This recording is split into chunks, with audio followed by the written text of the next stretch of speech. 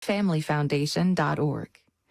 And from the listeners who support this NPR station. It's Morning Edition on Radio IQ. I'm Jeff Bosser. Maintaining a viable blood supply is among the most essential elements of the nation's healthcare system. In addition to the work done by the Red Cross, a regional nonprofit called the Blood Connection recently began operations in Virginia, serving Carilion and Sova hospitals. Abby Steketee wrote about how blood is collected and distributed on Cardinal News. She talked about it with Fred Eccles. Abby, there is, of course, an enormous and ongoing need for blood. As an example, you cite Roanoke's Carilion Clinic. Carilion Clinic in 2024 used almost 20,000 units of blood. A unit of blood is about a pint. That's the amount a person can donate in a single whole blood donation. So that means it might take 20,000 blood donations a year to fill Carilion Clinic patients' needs. So Carilion will continue to work with American Red Cross, but their main blood supply will come from this nonprofit organization called the Blood Connection, which supplies blood products to 130 hospitals across 4 states. And they've just opened 2 new blood collection centers, one in Roanoke, one in Danville. It's their first centers in Virginia. Now, your story also illustrates the process of getting a unit of blood from the donor to the recipient, and it is not a simple thing. There's the medical expertise, such as the phlebotomists who insert and remove the needles from donors, the nurses who perform transfusions in various settings like emergency rooms and cancer centers. Then there are laboratory technicians who are conducting tests on the blood to make sure it's free of things like a tick-borne disease called babesia, and they're monitoring the blood supply. Then there are the couriers. These are people who drive, who transport the blood from wherever it is donated to processing centers where all that testing can take place, and then to hospitals where the blood can be used. So in terms of infrastructure, we're looking at collection centers, processing centers, storage centers, sometimes called blood banks, and places where transfusions are conducted, like medical helicopters, emergency rooms, cancer treatment centers. And all these forms of labor, infrastructure, and regulation require significant expertise and equipment that quickly adds up costs that aren't immediately visible. And of course, there's the time element. Blood has a short shelf life. Red blood cells has to be used within 42 days. Platelets for blood clotting have to be used within 5 to 7 days. So within those tight time windows, blood couriers are needed to take that donated blood for testing and where it can be processed into components. So these couriers are needed to transport blood that's been donated in a collection center to processing centers, then from the processing centers to the sites where it will actually be transfused. Now, you mentioned costs, and sometimes patients can be left wondering what they're being charged for. Hospitals' online portals, or there are these things called charge master files where patients are supposed to be able to find costs, are just not user-friendly. So Sover's charge master file has over 11,000 rows and 4 different charges listed for 1 unit of blood red cells. And those charges range from about $1,000 to $3,000. In a 2023 study of 200 hospitals nationally, the average charge to patients of 1 unit of red blood cells was approximately $600. And then not only are the hospital charges to patients lacking transparency, but the blood collectors' charges to hospitals are also unclear. For example, No One at the Blood Connection responded to requests for how much they charge Carilion for blood products. So overall, the distrust could come from the inherent complexity of blood collection, utilization, and transfusions, plus the lack of transparency about how much blood collectors charge hospitals and then how much hospitals charge patients. Abby Steketee is a freelance writer. Her story about blood donations and distribution was published on cardinalnews.org. Cardinal News is a nonprofit independent online news organization covering Southwest and Southside Virginia. Great businesses understand that reputation matters. That's why aligning with Radio IQ means more than exposure. It's about association. When your name is heard alongside award-winning journalism and thoughtful cultural coverage, you're making a statement about who you are and what you value. The right audiences notice. The right partnerships last.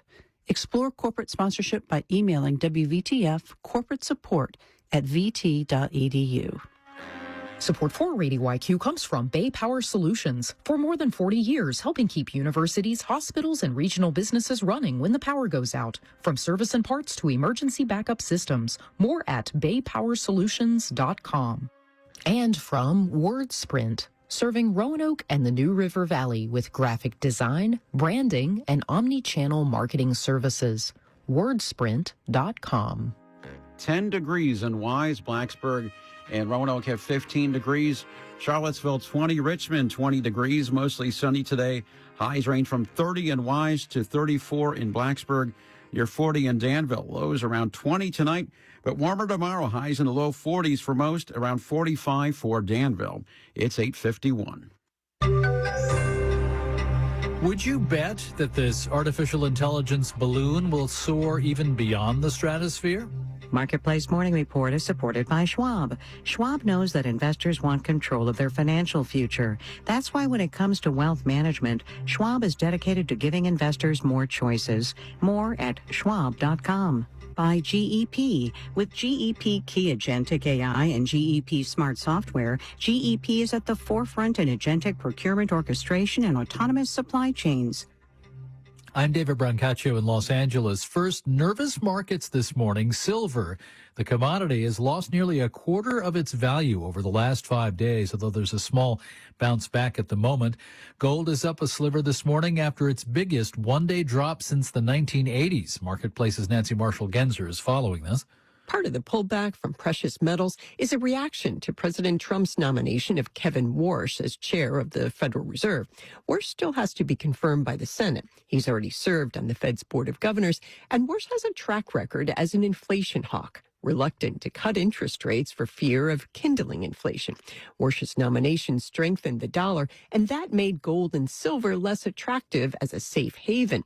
Oil prices also slid after President Trump said the U.S. may be able to make a deal with Iran, easing concerns of a disruption in Iranian oil supplies. I'm Nancy Marshall-Genzer for Marketplace. Stocks S&P futures are down 0.5%. NASDAQ futures down 0.8%. In effect now in 5 states, a ban on using food stamps to buy sugary drinks and junk food. More than a dozen other states have similar rules on the way. Marketplace's Samantha Fields has an update. People who get SNAP have always faced some restrictions on what they can buy. One of the big ones being no hot prepared foods. You can't use your SNAP benefit for like a rotisserie chicken at Costco, even though it's a really healthy and efficient way to feed your family. Lily Roberts at the Center for American Progress says these new state restrictions are ostensibly about making sure people spend their benefits on healthy foods. But I will note that research suggests that the way to get people to buy healthy food is to give them additional benefits, not to restrict what they spend. But increasingly, states are restricting what people can buy. Stephanie Johnson at the National Grocers Association says it's proving complicated for retailers to implement. The good example in Oklahoma is granola bars with chocolate chips are in, but granola bars with a chocolate drizzle are out. That's confusing for store owners and for customers. And Johnson is concerned about what could happen once USDA starts enforcing the new rules.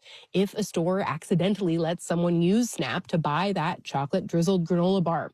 On your first strike, you get 30 days to correct. On your second strike, you lose your SNAP license. That would be a big hit, both to stores, which often rely on SNAP revenue, and to people in their communities who use benefits to buy groceries. I'm Samantha Fields for Marketplace. Marketplace Morning Report is supported by Palo Alto Networks. Palo Alto Networks delivers what's next in cybersecurity innovation to protect today's digital way of life. Learn more at paloaltonetworks.com. And by The Economist, offering global reporting and analysis on politics, economics, and world affairs. More information at economist.com. An estimated 80% of the rise of the stock market last January through November came from exuberance over artificial intelligence. But even if the technology is the revolution promised, these things are not linear. In the 1880s, building railroads revolutionized the U.S. economy, but many early investors lost their shirts. .com from 25 years ago as well. But is AI now like the .com boom then bust? Marketplace's Megan McCarty-Carino reports from Silicon Valley. I'm on a busy street in Menlo Park, California, looking for some manholes. Paul Vixie is my guide. So we're just going out in the street. We're just going out in the street real briefly. He's a vice president at AWS Security, but back in the .com boom, he was an early internet innovator who helped build fiber optic cable networks under these manholes. Vixie and I were on that street for a history lesson about this current AI boom, with billions being spent on huge, powerful data centers, and whether it echoes the dot-com boom and eventual bust. This is MFN. This is where I worked. And this one is RCN. I feel maybe we should move out of the street. We did, after dodging some cars. Back in the early 2000s, when those cables were being laid, telecommunications companies were also spending billions of dollars to build out fast and reliable internet infrastructure, betting on bigger returns. That was very much the feeling, is we got to do everything we can within the limits of the law and the laws of physics, because that's how the winners and losers are going to sort themselves out. And what were the results of that giant building boom of fiber? A wave of bankruptcies.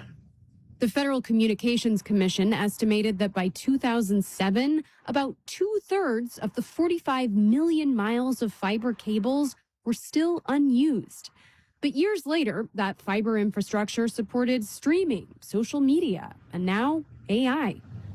How would you describe what you saw in terms of how we ended up with this fiber glut? And does it relate to our present world? We now have enough fiber that anybody who wants to do something can do it. And I think all of the investments that were made have ultimately paid off, even if, some of the companies represented on these manhole covers had to go through bankruptcy on the way. Yeah, even if in the short term it was too much than they could recoup, ultimately we used it for all kinds of things. Yes. So the future is effectively unlimited for what can be done with information, with an information economy in the next 50 years. And that's what today's AI companies are betting a whole lot on. I'm Megan McCarty-Carino for Marketplace. And we try to resist too clever by half marketing, but I will fail before you here. You know, Sweethearts, the heart-shaped candies embossed with Valentine lines like Be Mine. This year, a darker turn with a nod to financial insecurity. Sweethearts is mixing in hearts that say things like split rent or share login or carpool. What are they missing? My crew came up with staycation, dodge taxes, work 3 gigs, forego health coverage. Of course, nothing says I love you more than live in mom's basement. But that doesn't fit on a heart, I suppose. The Sweethearts people call all of this love in this economy. I'm David Brancaccio, Marketplace Morning Report. From APM, American Public Media. On the next Fresh Air, Ethan Hawke. He's been nominated for an Oscar for his performance in the film Blue Moon about lyricist Lorenz Hart.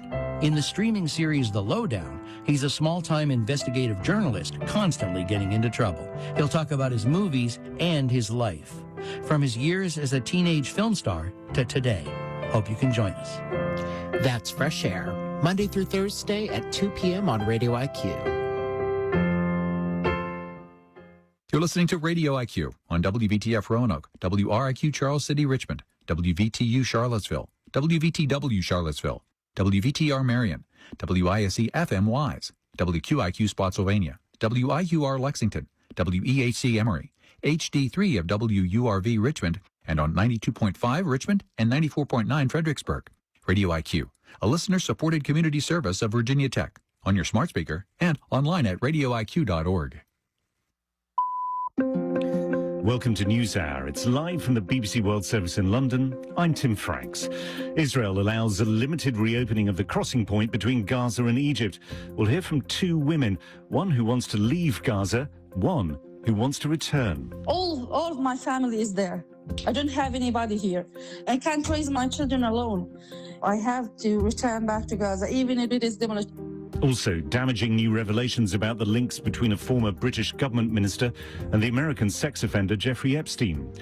Why we should get excited about the full dress rehearsal for the forthcoming mission to the moon. We have not been away from low Earth orbit for over half a century, over 50 years. So it's our first return to deep space, since the Apollo era. And the Grammys breaks new ground while taking on a familiar foe. All those stories to come after the news.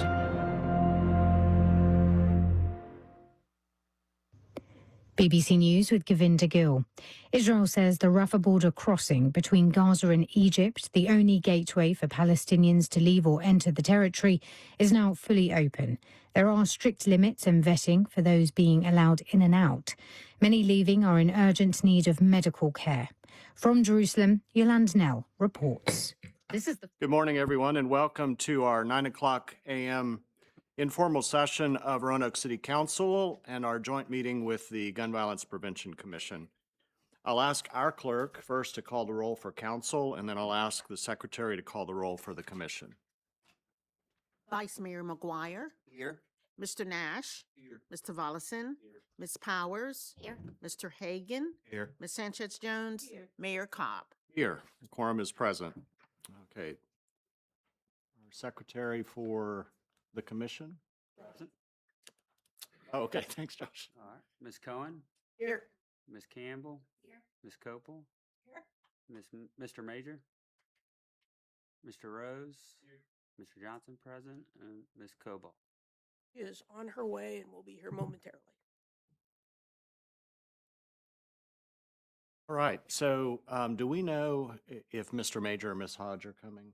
I know that Mr. Major is ill, and I have not heard anything from Ms. Hodge. So what I'm wondering is if we have any commissioners on the perimeter, if you would like to come in, we can some adjusting. Maybe Ms. Couple, if you want to come here. I know Ms. Cable's coming, but Peter, maybe if you sit here, I'll put Ms. Keppel over here. And if we need to shift, we can.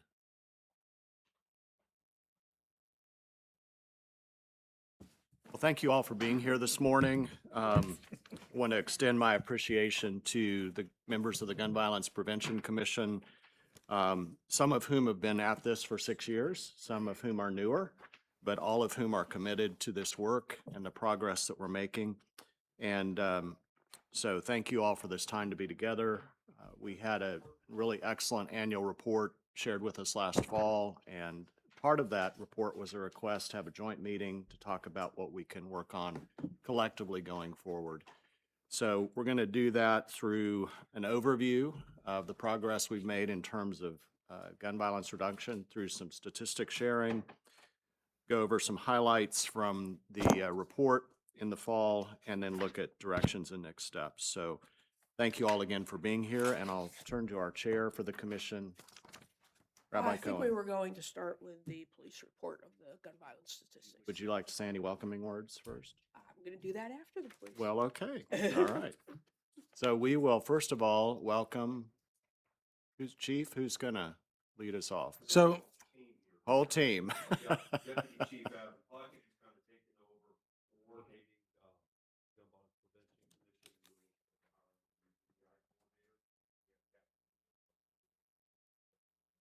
Deputy Chief Puckett, thank you. Good morning, everyone. Captain Thiel is going to go over our year-end statistics for gun violence, and then after he does that, I'm going to give a comparison from 2022 through 2023 and 2024 through 2025. Welcome. Good morning. Good morning.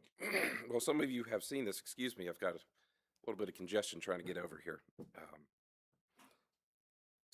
This was presented to the Prevention Commission in the January meeting, so some of you have seen this before. For those that haven't, I'd gladly go over some of the highlights of this report. So this report is comparing our gun violence statistics from year-end 24 to year-end 25.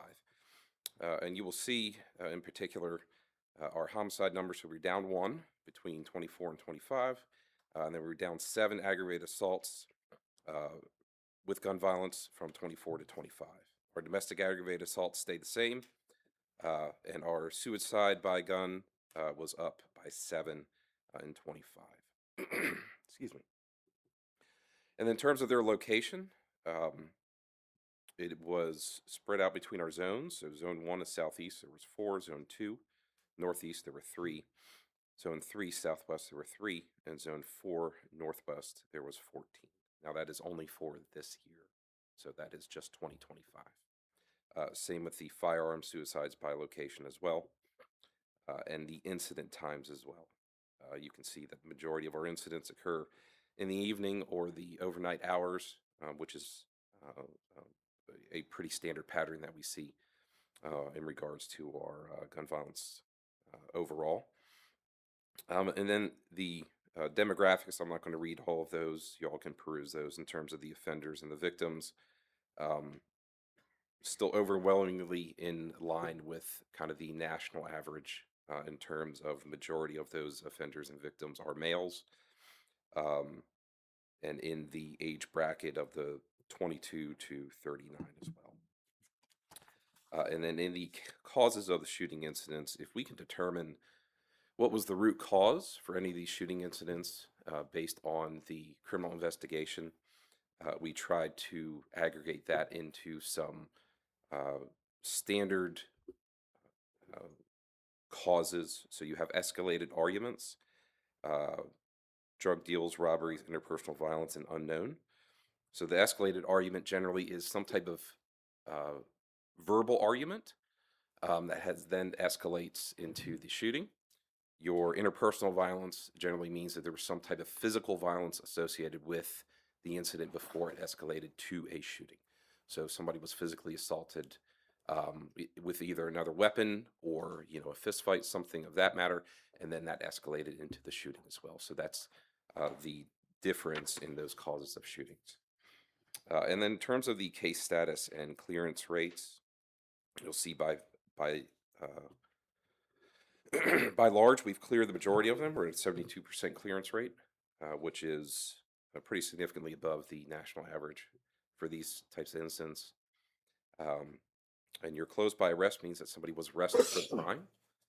And your closed exception means that there was an exceptional means that we knew who the offender was, but for a variety of subcategories, that offender was not prosecuted. So there's about 6 different subcategories that fall under that closed exception overall category. Case active, so that's still being investigated, and then case inactive, that is something that's been investigated to its fullest, and it has basically run its course, and we were not able to arrest and or close it by exception. And that's it. Any questions or prompt anything that I can help with? Well, that the drug deal there's nothing on.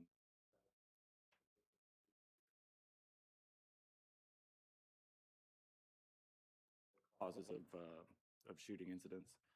But have a big opioid problem, I would think that would be a bigger issue, but So again, these are just for 25. So the comparison for the year end in terms of the numbers on the top left are both 25 and 24, but those are just 25. So just to the best of our ability, you do have several that have the unknown. So in that circumstance, if there's not a significant amount of evidence to be able to verify what the motive or cause was, then we leave it under that unknown category.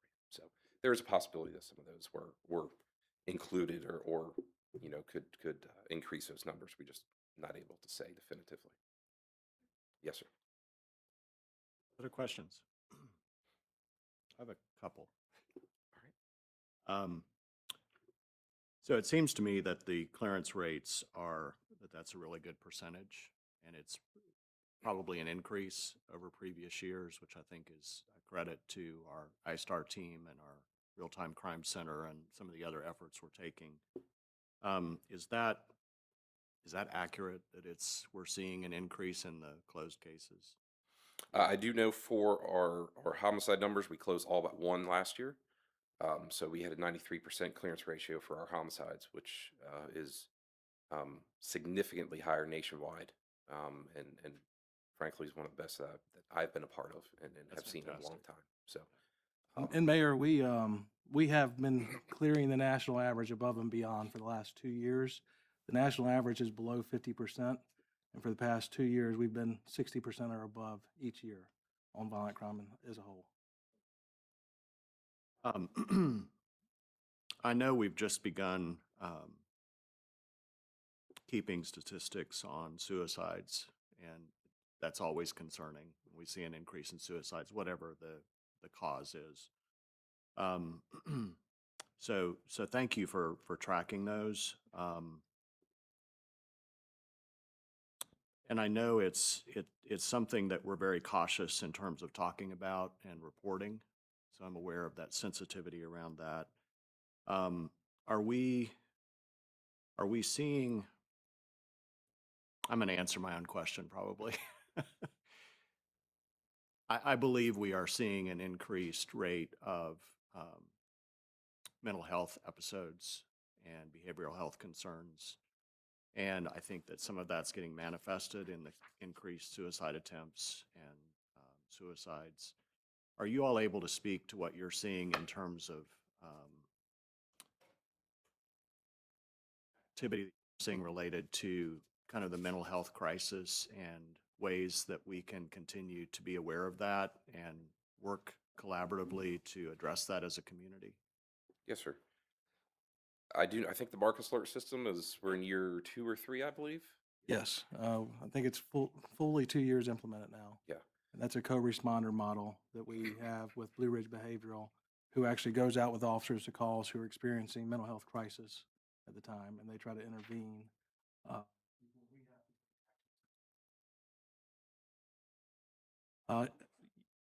Some instances, Mayor, this year that we've seen some elderly commit suicide. We've seen some people with chronic disease commit suicide. There's a wide range. It's really hard to pinpoint an exact reason because it varies for different people, and sometimes we just don't know what that reason is.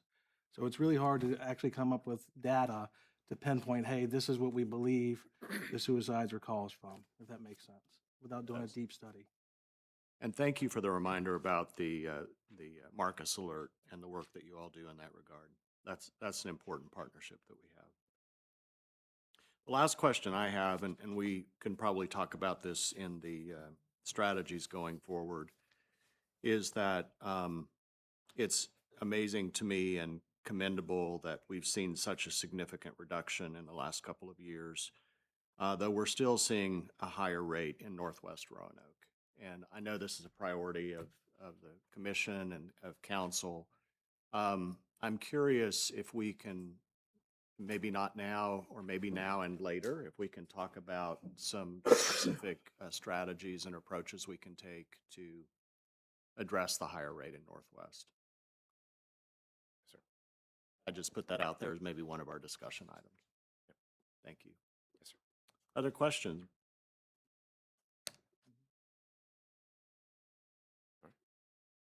If you're okay with Mayor, I'll explain the next charts real quick. What you're looking at is gun-related homicides and fatal shootings or non-fatal shootings. And what we did was we took 2022 and 2023 and compared them to 2024 and 2025. The reason why we use this data set is Chief Booth came in at the end of 2023, and that's when we started implementing some changes department-wide. Those changes included things like GVI, microtime hotspot policing, neighborhood-oriented policing, and building the real-time crime center. So if you look at your homicides comparison, we had 39 for the 2 years of 2022 and 23, compared to 19 for 24 and 25. That's a 51% reduction. And then for your non-fatal shootings, we had 96 for the previous 2 years, and then 43 for the past 2 years. That's a 55% reduction in non-fatal shootings. And overall, something that we also want to point out for the agency is that we've done this with a 46% reduction of use in force this year. So, and we attribute that to a lot of de-escalation techniques and training that the chief has brought in. And with that being said, some of the other strategies that we've done, I'll explain the neighborhood-oriented policing.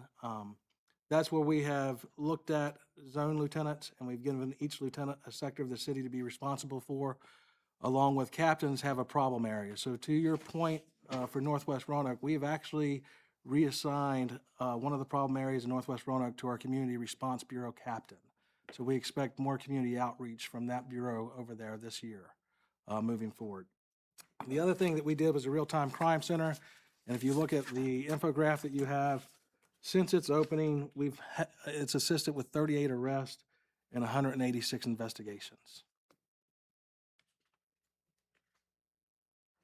Have any questions, I'll be happy to answer them.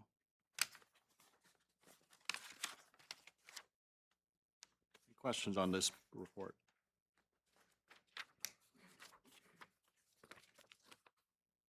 Vice Mayor. Thank you, Mayor. I don't have so much a question as I just wanted to say thank you. I think this is really helpful information. We hear a lot. We know we still have a lot of challenges, but I think this is really good data to show that we're trending, at least in this period that we're looking at, in a positive direction. And I just want to say thank you to all of you, especially Chief Booth. Some of these statistics that you included in here I think are worth calling out, especially the no officer-involved shootings occurred since 2016. Overall, police use of force decreased 46% compared to 2024. Use of force incidents involving black males decreased 32%, white males decreased 31%.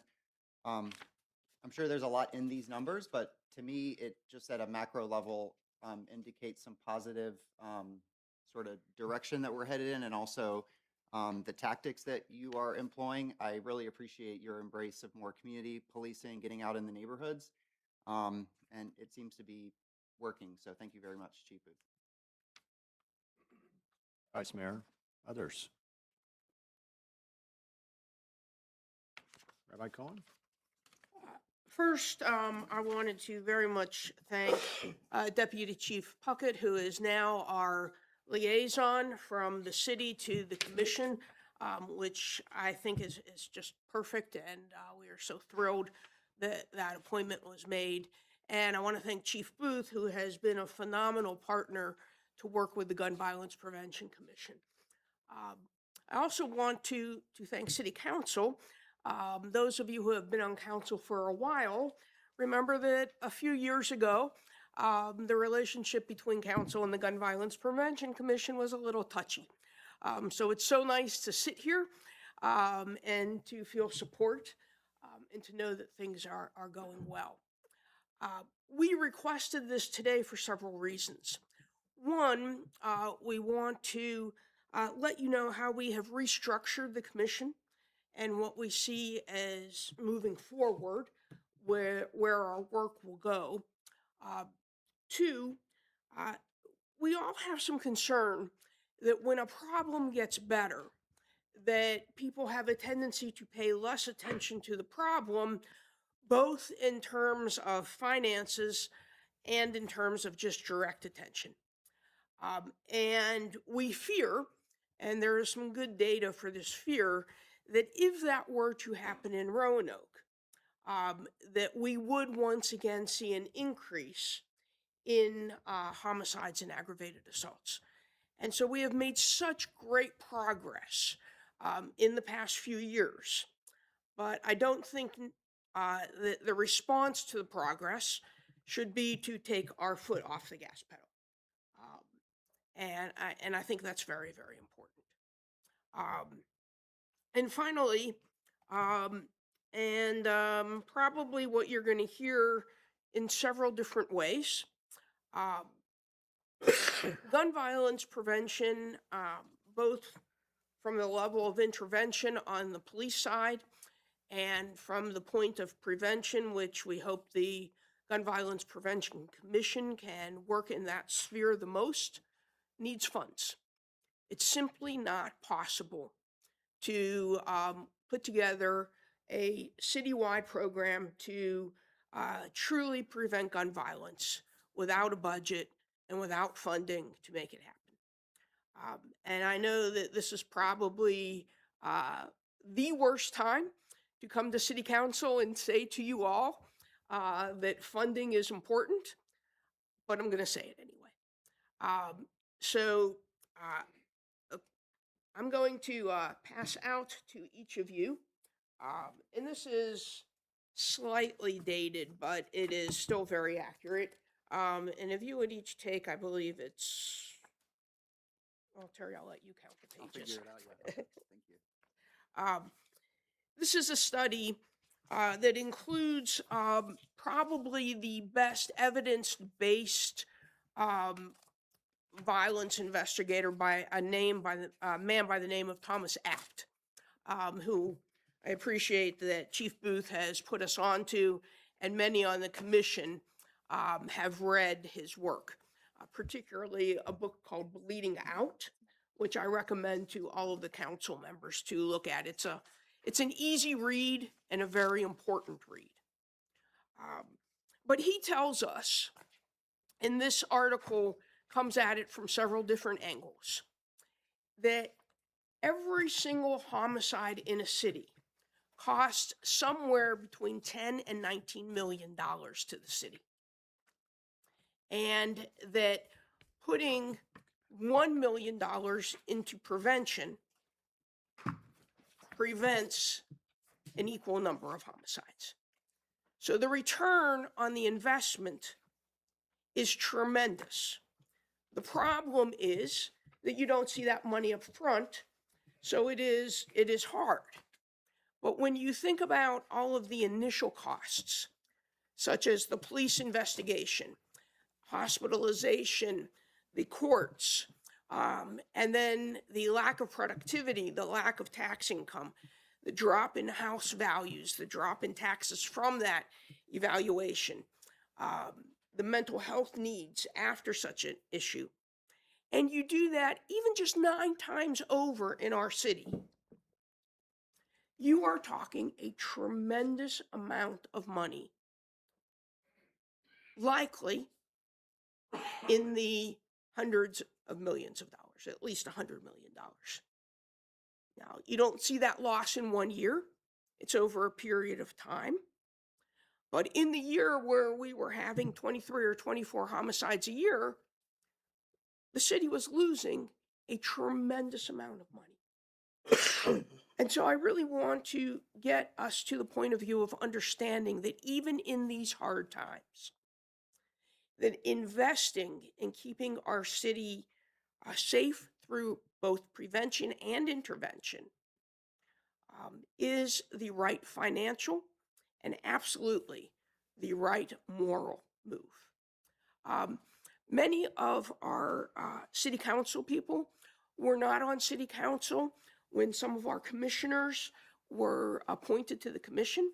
And so I've asked the commissioners who are here to take 1 or 2 minutes just to introduce themselves and let you know who they are, because we are in need of 2 more commissioners. And I want you to know who is on the commission so you can think about what might be good additions. So, Catherine, if we could start with you. Oh, Valerie, I'm sorry. Okay. Went the wrong. You look at me and talking about her. Yeah. Good morning. I'm Valerie Keppel. I've been on the commission for about a year now. In my job, I work at Carilion Roanoke Memorial Hospital as the Violent Injury Recovery and Support Program Manager. And we work with individuals who've been shot, stabbed, or assaulted. We work with them at the bedside and then in their homes and community for up to 1 year afterwards to focus on their emotional recovery. And so as part of the commission, what I've been focusing on is gun lock ambassadors. And that's identifying credible messengers in the community who can reach out to their networks and talk about the importance of firearm safety and hand out gun locks in the community. And so that's a bit about.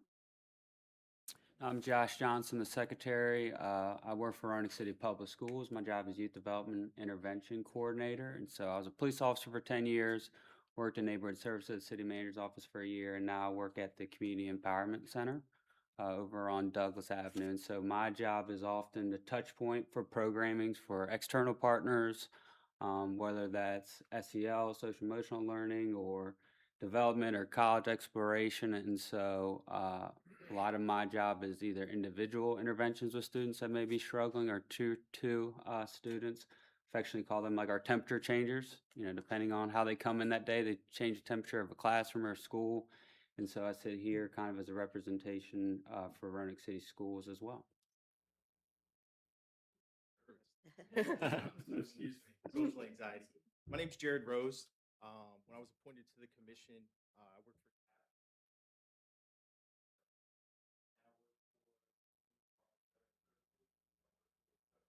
for veterans who are coming home from prison and jail. Yeah, I've been on the commission.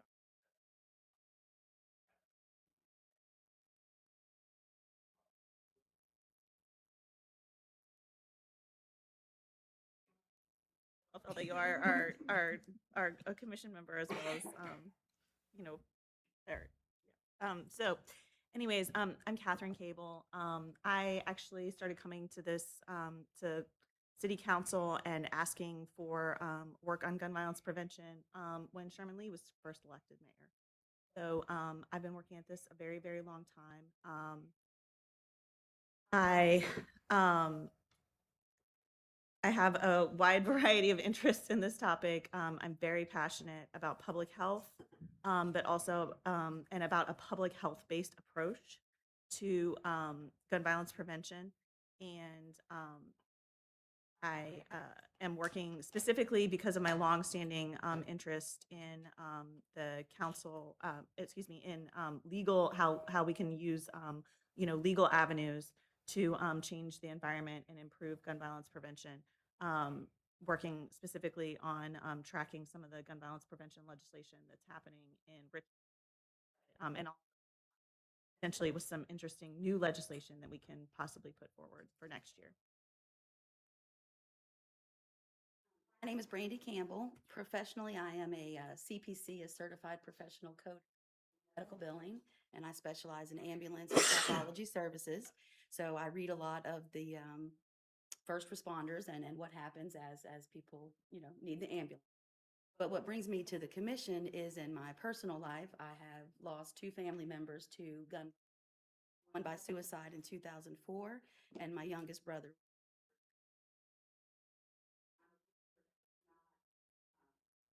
That time heals all things. I'm a believer in what you do with your time heals all things.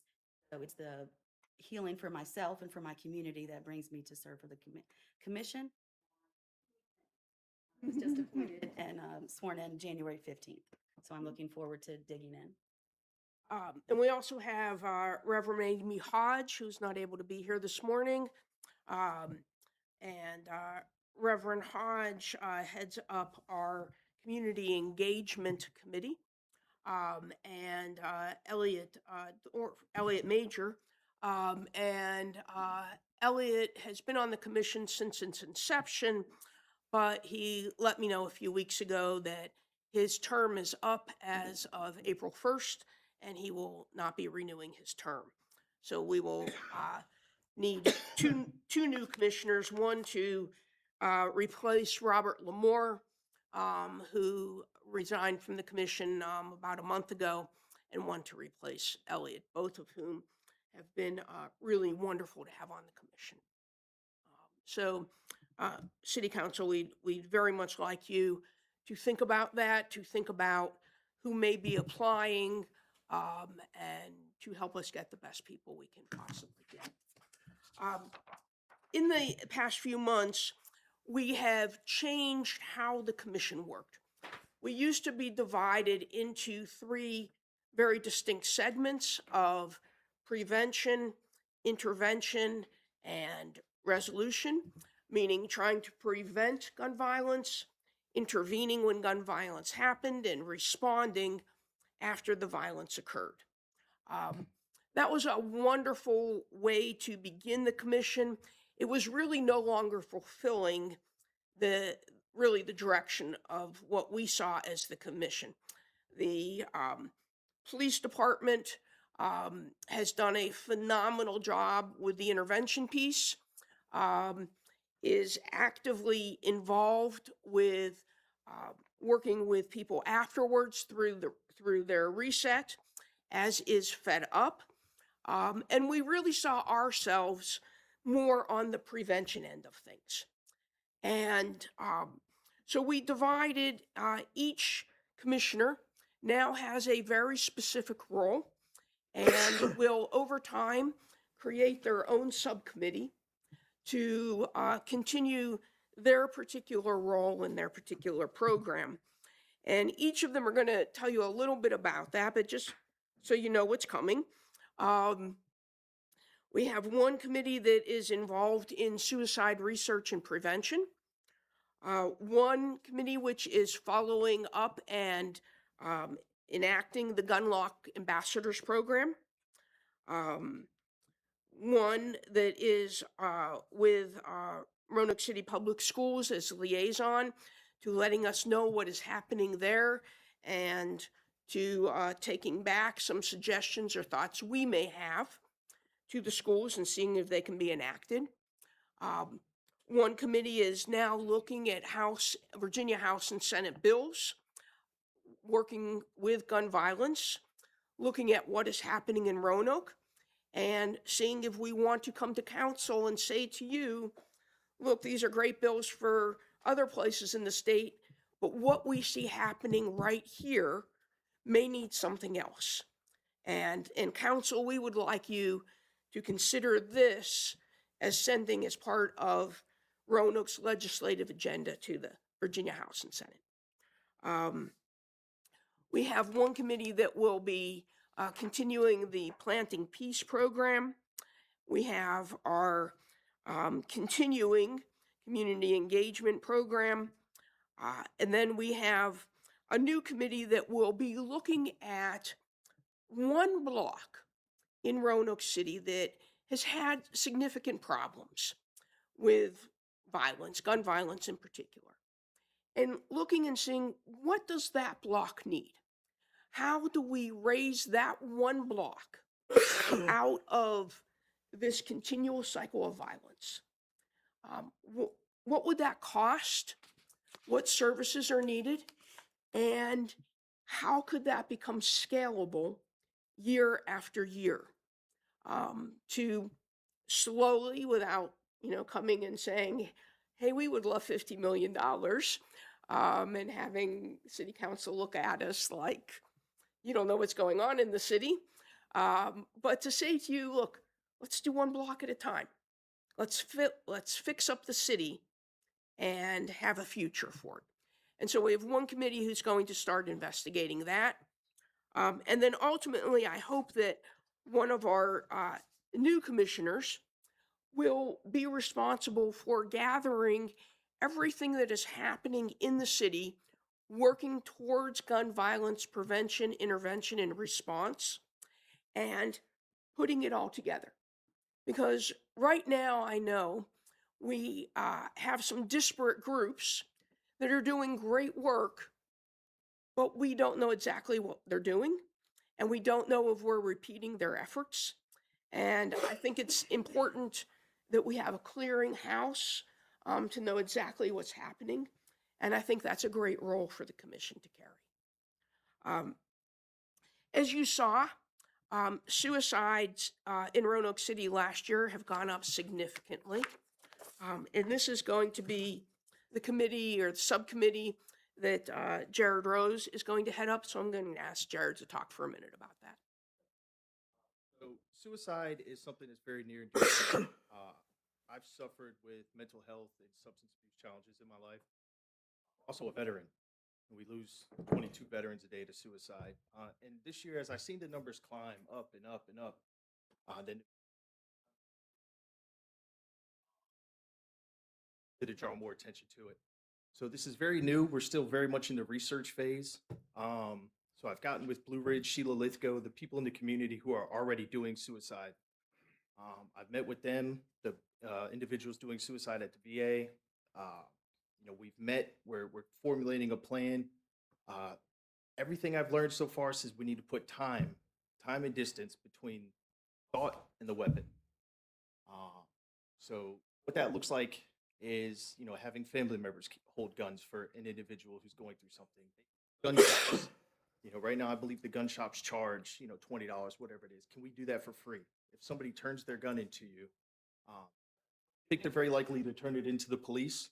But I think, a family member or a gun shop, I think that's a great start to put that time and distance between the thought and the gun. So got some things lined up for this year. Like I said, we're just getting started with it. Very much still in the research phase, but we will, look forward to. Rose, just another place to look at for suicide prevention. Just I would suggest getting in touch with the Roanoke Diversity Center. A lot of LGBT folks, especially in our current climate, have more of those thoughts, and so it might be a good population to look at. And the other thing I wanted to point out on suicide is the The latest figures, and I know I'm doing a lot of this by money, and I don't mean to reduce a human life to money. Hopefully you all know me better than that. But we're here asking for money, so I have to reduce it to money. The latest figure is that each suicide costs a city $1.3 million. In terms, 97% of that is in lost productivity and taxes. I'm going to ask Valerie Couple to go next. She has taken over the Gunlock Ambassadors program. Yeah, I spoke briefly about this. This was an effort that was started about a year ago to identify people in the community who can serve as credible messengers to the rest of the community about the importance of firearm prevention. So they can talk to their networks and spread the word on social media about the importance of using gun locks and hand out gun locks. And also another part of our committee is designed to keep in memory some of those that we've lost to gun violence through annual remembrance ceremonies. So if you know anybody who is interested or who has a passion for firearm safety, please let me know and pass that along, Gunlock Ambassadors. Yes. Thank you. How many ambassadors do we currently? We've signed up 25. We have about 50 who are interested.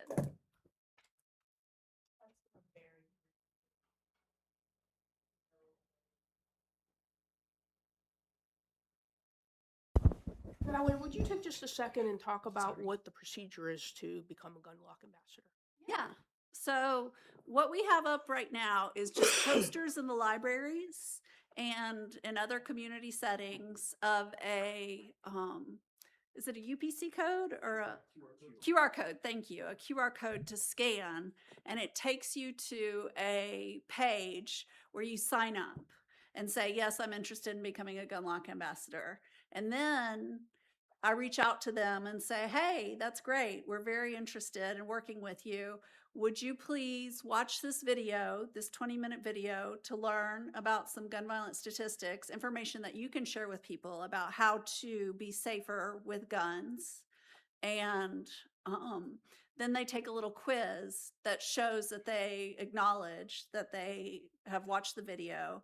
And then I meet with them to provide them with gun locks and these cards that we have that talk about how to use gun locks, and as well as a $100 gift card to Market on Melrose to say thank you for participating.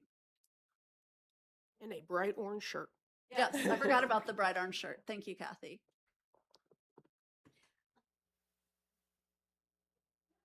Who buys the gun locks? So far, we've gotten them from the city, from their store of gun locks. But we'd like to be able to have some revenue to be able to purchase those, to provide them to other community members. And if someone wants to donate money towards those gun locks, is that something?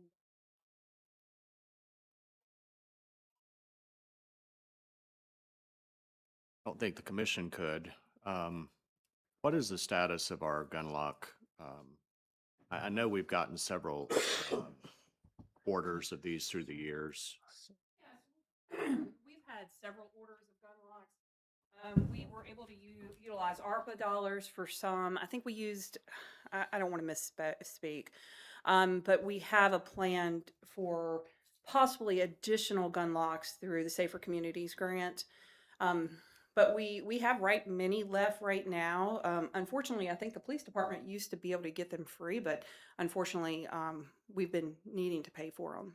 But we have, there's a contract, and we can get many as long as we have funding for them. I would think that if somebody wanted to donate funds for gun locks, any existing nonprofit organization that has a connection with the commission, like Fed Up, I believe they're a 501c3. Donation could be made through them, through, I think, Blue Ridge Behavioral Health. That'd probably be the best way.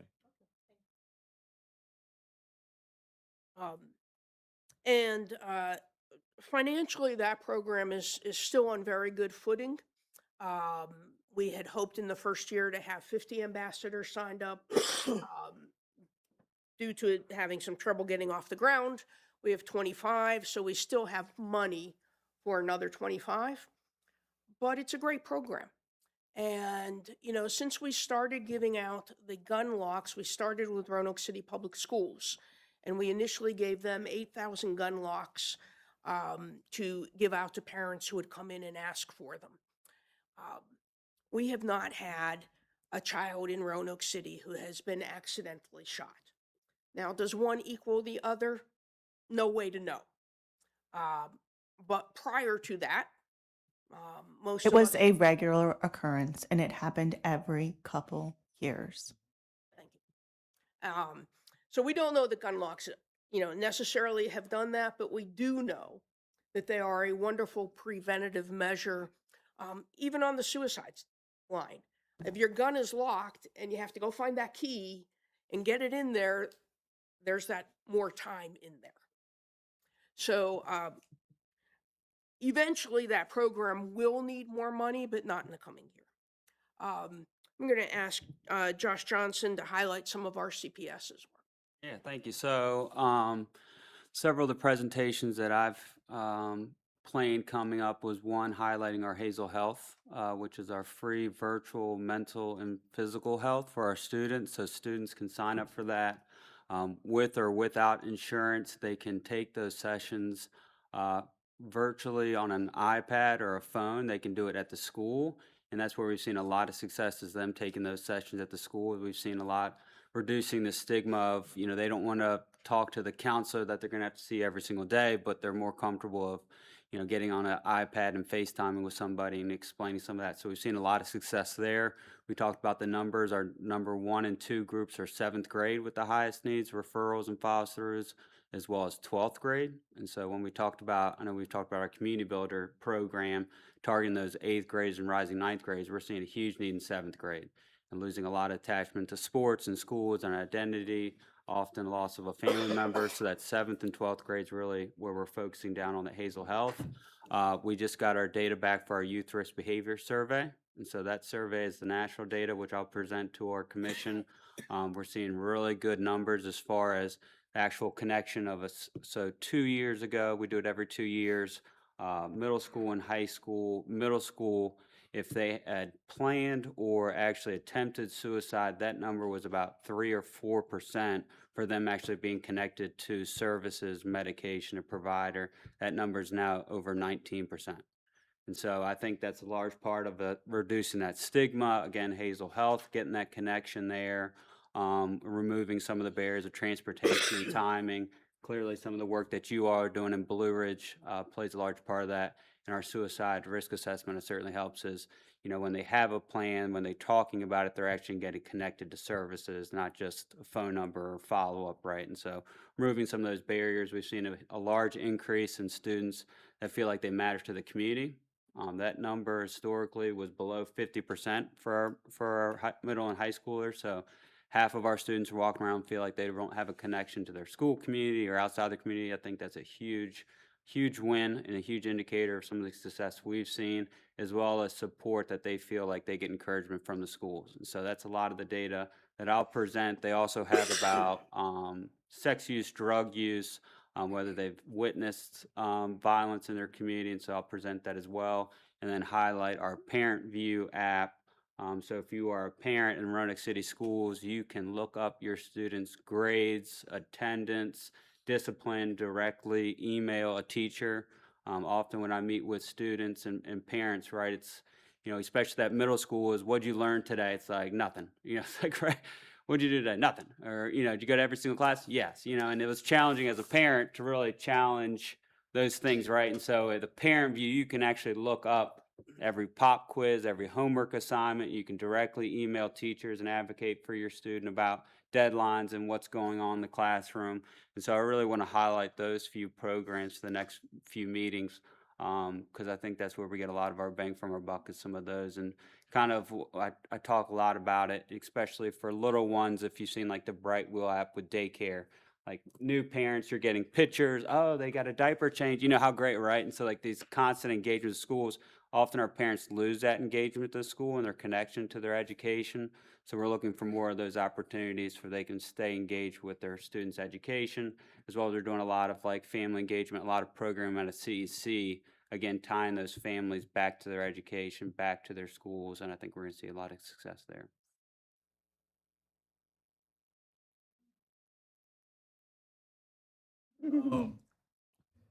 For when I was looking at and there was a question I was going to ask later on, but it actually ties directly to what you were just speaking about. When looking at the 2025 report, it shows that when it came to offenders, 4 of them were juveniles, and when it came to victims, 3 of them were juveniles as well. And so I'm curious, when we have youth who are in our schools who are a perpetrator or recipient of gun violence, what is the steps, the protocol, the procedures that happen to help make sure they have those resources? Because we know, yeah, a lot of kids are struggling, they're not fitting in, they're trying to find their kind of niche, right? But when you go from that level of I'm trying to find my way, so I'm acting out, to I've fired a firearm, or I've been hit by a firearm, how do we handle those situations? Yeah, thanks. So I think obviously it really starts at the hospital. I think your programming, we've talked about it with especially the GVI program, it strengthens these relationships. And so when you have a student that's impacted by gun violence, right? And so we're removing some of these requests for information so that Val and her team can advocate for their student, right? We've had some situations where, hey, this student is in recovery, they need an iPad, they need a school laptop, right? They can advocate for their student. We also have a threat assessment, so that's kind of required. That is not kind of required by law, and so that's administrators, law enforcement, health providers, administrators talk about the situation in the cases. Is it safe for them to come back? Do they need to be homebound in a virtual setting while they heal? And then what that pathway forward looks like. Same with suicide assessments is that reentry projects or process. So we are strengthening that reentry process. So typically it's meeting with a parent and that student of, hey, what does it look like as you come back? Are there still issues? Are there still things lingering? Conflict, right, that hasn't been resolved from this incident. So we're strengthening that, what that looks like, how to keep that student safe and as they enter back. And then we offer, obviously, the slew of resources, the Hazel Health, Youth Intercept, Crisis One, is it mentoring? We can certainly do a better job of strengthening that. I know Dr. Poland has been continuing to look at funding on the Handle with Care program. And so if you don't know what Handle with Care, we have Handle with Care for restraints, but also Handle Care is a police notification system. So when the police run into a student, whether they're directly impacted or witnessed it, the schools will get a notification of, hey, Adam, Handle with Care. So the school knows, they don't know the circumstances, but hey, we need to check on Adam. Is he present? Does he need anything? Is he safe? And so we're going to look at funding to try to fund that program, but I think those are some of the layered approaches that we're trying to take. We still have an obligation to educate the student. Sometimes that looks like virtual because there are, again, conflict and issues. Often Nolte Taylor is a place where they can continue to receive education in kind of a modified hybrid schedule, as well as Forest Park. Well, that's excellent, because I think as as you all look into that, those juveniles become the under 25 on this category list. Then they become the 22 to 29, which is my age demographic. I'm 26, and I've known several of the offenders and victims of gun violence that has happened in our area, especially in Northwest. So it's something that we really have to get to our youth, because by the time they become grown adults and they're grown men and they're 26, 25, it's pretty hard to hey, sit down, let me talk to you, right? Like, it's kind of too late at that point in most cases, until they're in a courtroom or they're in a hospital. And then by that point, the trauma, the incident has already occurred. And we want to prevent that stuff as best as possible. And so really talking with our youth, I mean, hearing, the 12th graders, when you mentioned 12th graders earlier, like, they're about to be in the real world. Like, that's concerning for me.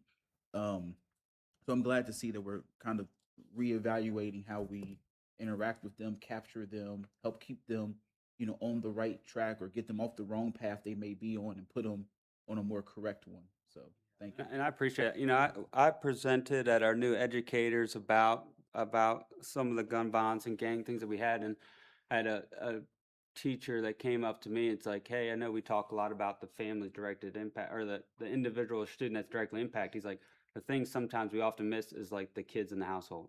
And like Brandon McCall, if you've ever heard his presentation, he talks about it. His brother killed somebody. Everybody focused on obviously the victim and putting service. He's like, meanwhile, I was getting death threats. Right? I couldn't physically go to school because my brother did something, wasn't connected to me. And so I think Reset's doing an incredible job. We had a meeting with Reset and the youth gang violence team with the city last week. And it was super encouraging. I mean, it's, I know they're getting new leadership. Tara's helping right now to keep the ship afloat, but it's like, I think that partnership is really exciting to see because it seems like it's taken a new direction of wanting to work with schools and advocate for our families and our students to, for better outcomes. So I think that's going to be a really good direction for those two programs. And Reset's been crushing it, so it's exciting. Can you speak a little bit about what training you might be doing with the bullying and does that kind of fit into what you're also doing with the suicide part? Yeah, and I should have had it up with me. So I know Family Services has started a new programming with Janet Craighead. So she does a lot of education at the elementary level. It's a lot about consent and bullying. We have several other different programs that I don't actually have in front of me, but we just met about it, talking about sex trafficking. We've worked with A Tree Planted to focus on young females and kind of strengthening women empowerment and female empowerment, also preventing them from sex trafficking and extortion. So I can get you a list of some of those bullying kind of curriculum and things that we've talked about. I know DARE is still doing a lot of programming, and as much complaints that people have had about DARE, if you look at their curriculum, it's good curriculum. It's a lot of CBT, right? It's kind of those cognitive-based training where you're presented with a situation. What are some protective factors, things that you could do differently? I know in Jada Smith or Sergeant Lamb has great program, and I've not seen that curriculum except for the forward-facing curriculum. But I think the goal is to kind of get that implemented across the division. That's middle school, and that's gang resistance. But I know that material looks good, at least from what I've seen. That's publicly facing. Yeah, so exciting. A lot of good partnerships. Again, Reset and Youth Gang program coming with some really good ideas that we met with, and then Sergeant Lamb being now with the school as a supervisor, I think, is really ingrained in our schools, and so I'm excited to see what she can produce. Thank you for all your information. It's very good. I'm glad to hear all this.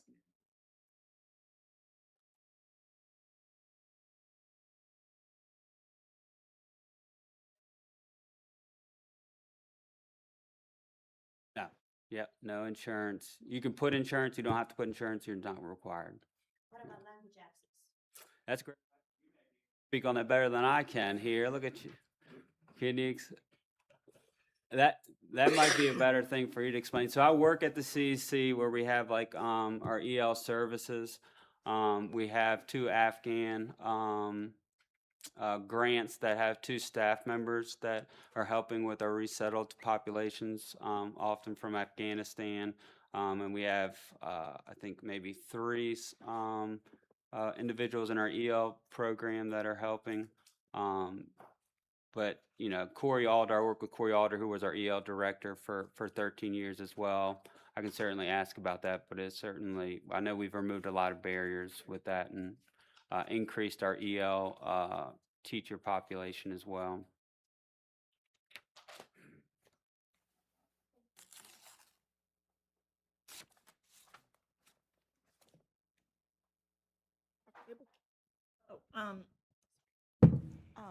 So when we had our community stakeholders event, one thing that came up a lot was a couple basic questions. How are the guns getting into our community? And then also, what can we do? Like, why aren't parents, basically people who had been victimized or their family members had been victimized, saying, why aren't people being held accountable for their guns, basically, is how I would you say that's fair? Yeah. And Councilman Nash can say, well, no, that's fair too. He was there. So that would be, a lot of what we heard back from our stakeholders. And in terms of, guns coming into the community, one thing that is being worked on in the legislature right now is a lot of safe storage bills. So there are several safe storage bills. One about whether or not you're allowed to keep guns in cars. And so that bill, and if you look at the map of where guns are stolen out of cars in Roanoke, this is actually something we were highlighting, is how much it overlapped with basically where we see incidents of gun violence. We also see a lot of guns being stolen out of cars. And so basically the law changing so that you cannot store a gun in your car unless you have a concealed carry permit. Yeah. So, and this is HB 110, thank you, from Councilman Nash. And then we also have bills that are more focused on parents and storage in the home. And then we have a bill about schools notifying parents basically about the need to store firearms and medications securely locked up, basically. So those are all bills that are moving forward in the current General Assembly. And there was a lot of interest in those. I think that the other disconnect that we have is that our population doesn't really fully understand the process of the General Assembly. And actually a lot, this is, something that I've seen for a long time, but I still would like to work on and improve the situation, is that people don't understand that the city has very few levers. And I know that you know this, but what I'm trying to say is that the population still doesn't know this. And so it's very hard for them to know where to advocate, because they think, oh, we can come to you and then and you can change the gun laws. And the truth is that's not possible. You have to advocate through the state to change the gun laws, and they have to advocate through the state to change the gun laws. So I really think it's important to do just basically a little government education for our population so they can be better at advocating for themselves even. And so I know that Councilman Nash and I would really like to basically close that gap, maybe with a little help from yeah. So is that a fair assessment? Is that good? Yes. Okay. All right.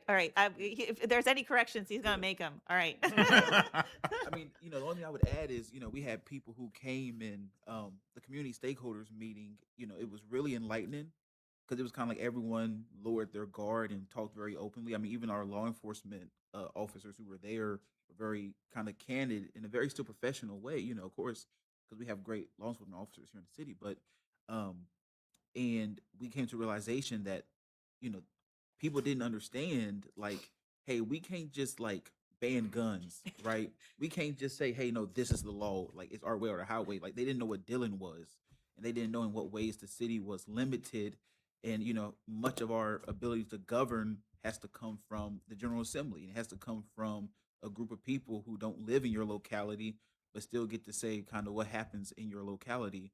And so we're going to put together a way to help train some of these folks after the flip happens, and we have a good understanding of what bills are kind of on the cusp of making it over, aren't going to make it, kind of advocate and push our citizens to help phone bank and call in, and maybe write some letters. I mean, we'll see exactly what we'll do, but really get them hands-on with the process. And then next year, have a really robust legislative process where we are really, as Rabbi Cohen said earlier, really hands-on with presenting to council some gun legislation to put on our legislative agenda. And our most healing program, and I saved it for last on purpose, is called Planting Peace. And Brandy has just taken it over like an hour ago. So she doesn't know a whole lot, but I just want to give her a second to say a few sentences about it. I'm really excited to be working on this particular project. Excuse me. A few years ago, my family and I, we saved up, and for Christmas, I gave my parents a tree in honor of my brother, and it's at Piedmont Park. So this program, the commission planted 10 trees last year, 5 in Perry Park and 5 in Horton Park, and 9 have been dedicated, so that leaves 1 for this summer. And I also understand that the city had also planted some trees that are available to be dedicated. So we have some families that are interested. The program kind of started with the idea that it would go in remembrance of unsolved cases, with the hope to bring information forward for families that just have not received justice or do not have any information about their loved ones' cases. We find that everyone wants a tree planted for their family member. If you're the family member with a loss, all you want is for healing and remembrance. We spend a lot of time in the grief world saying our loved ones' names. So my brother Nicholas's tree is at Piedmont Park, but everyone just wants to be their family member to be remembered. So we kind of need to, as a commission, decide if we're going to keep going with unsolved or if we're going to get grants or more money funding so that everyone could have a tree, or maybe we could talk about different murals or other ideas for planting peace. But the idea that planting peace for healing is so important for the grieving community.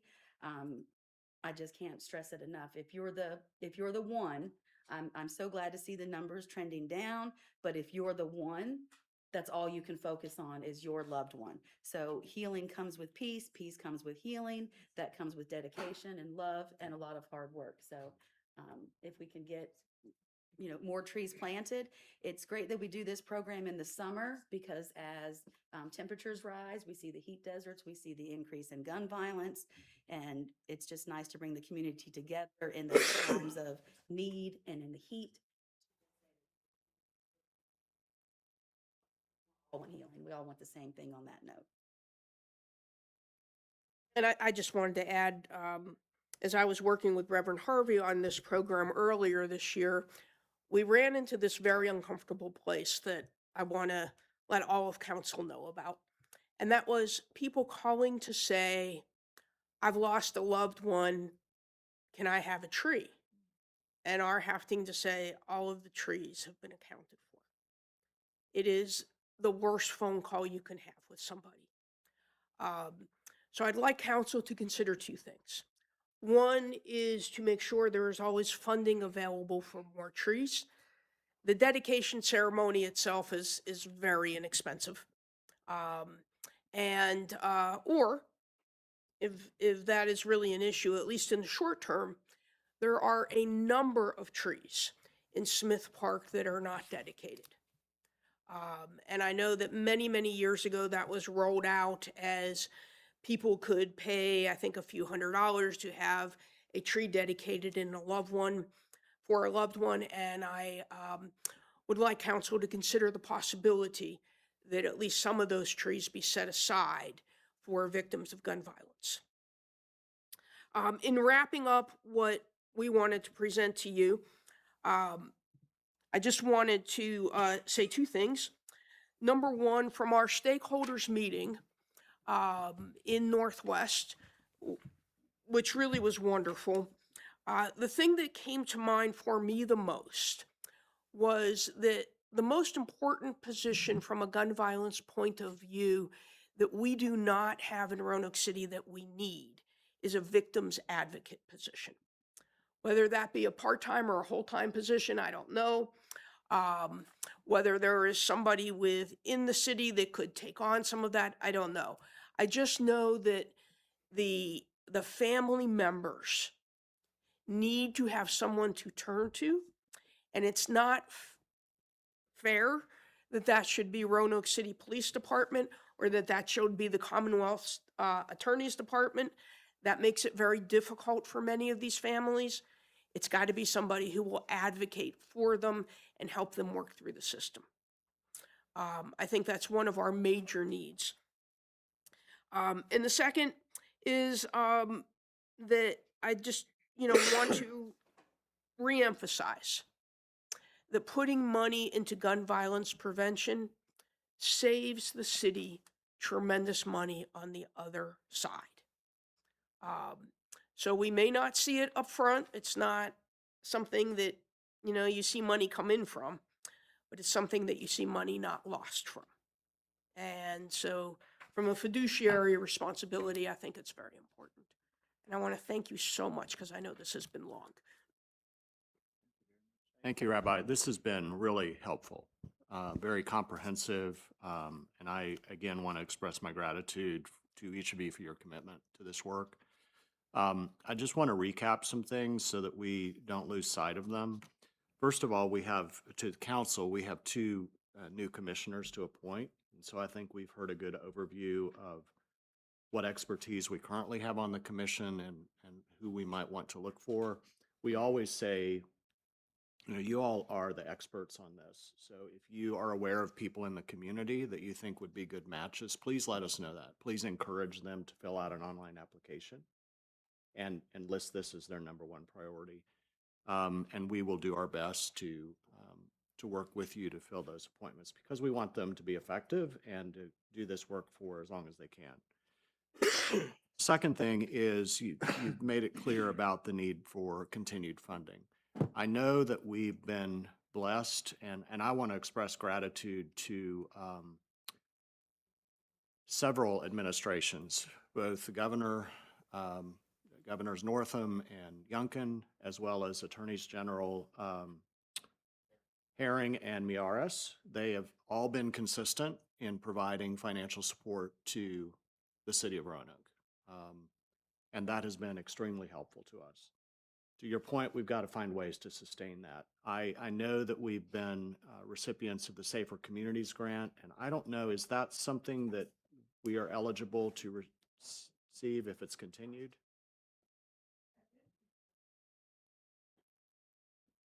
Welcome our grants guru, Helen Ferguson. Good morning, Mayor, Vice Mayor, members of the council, commissioners, Ms. Turner.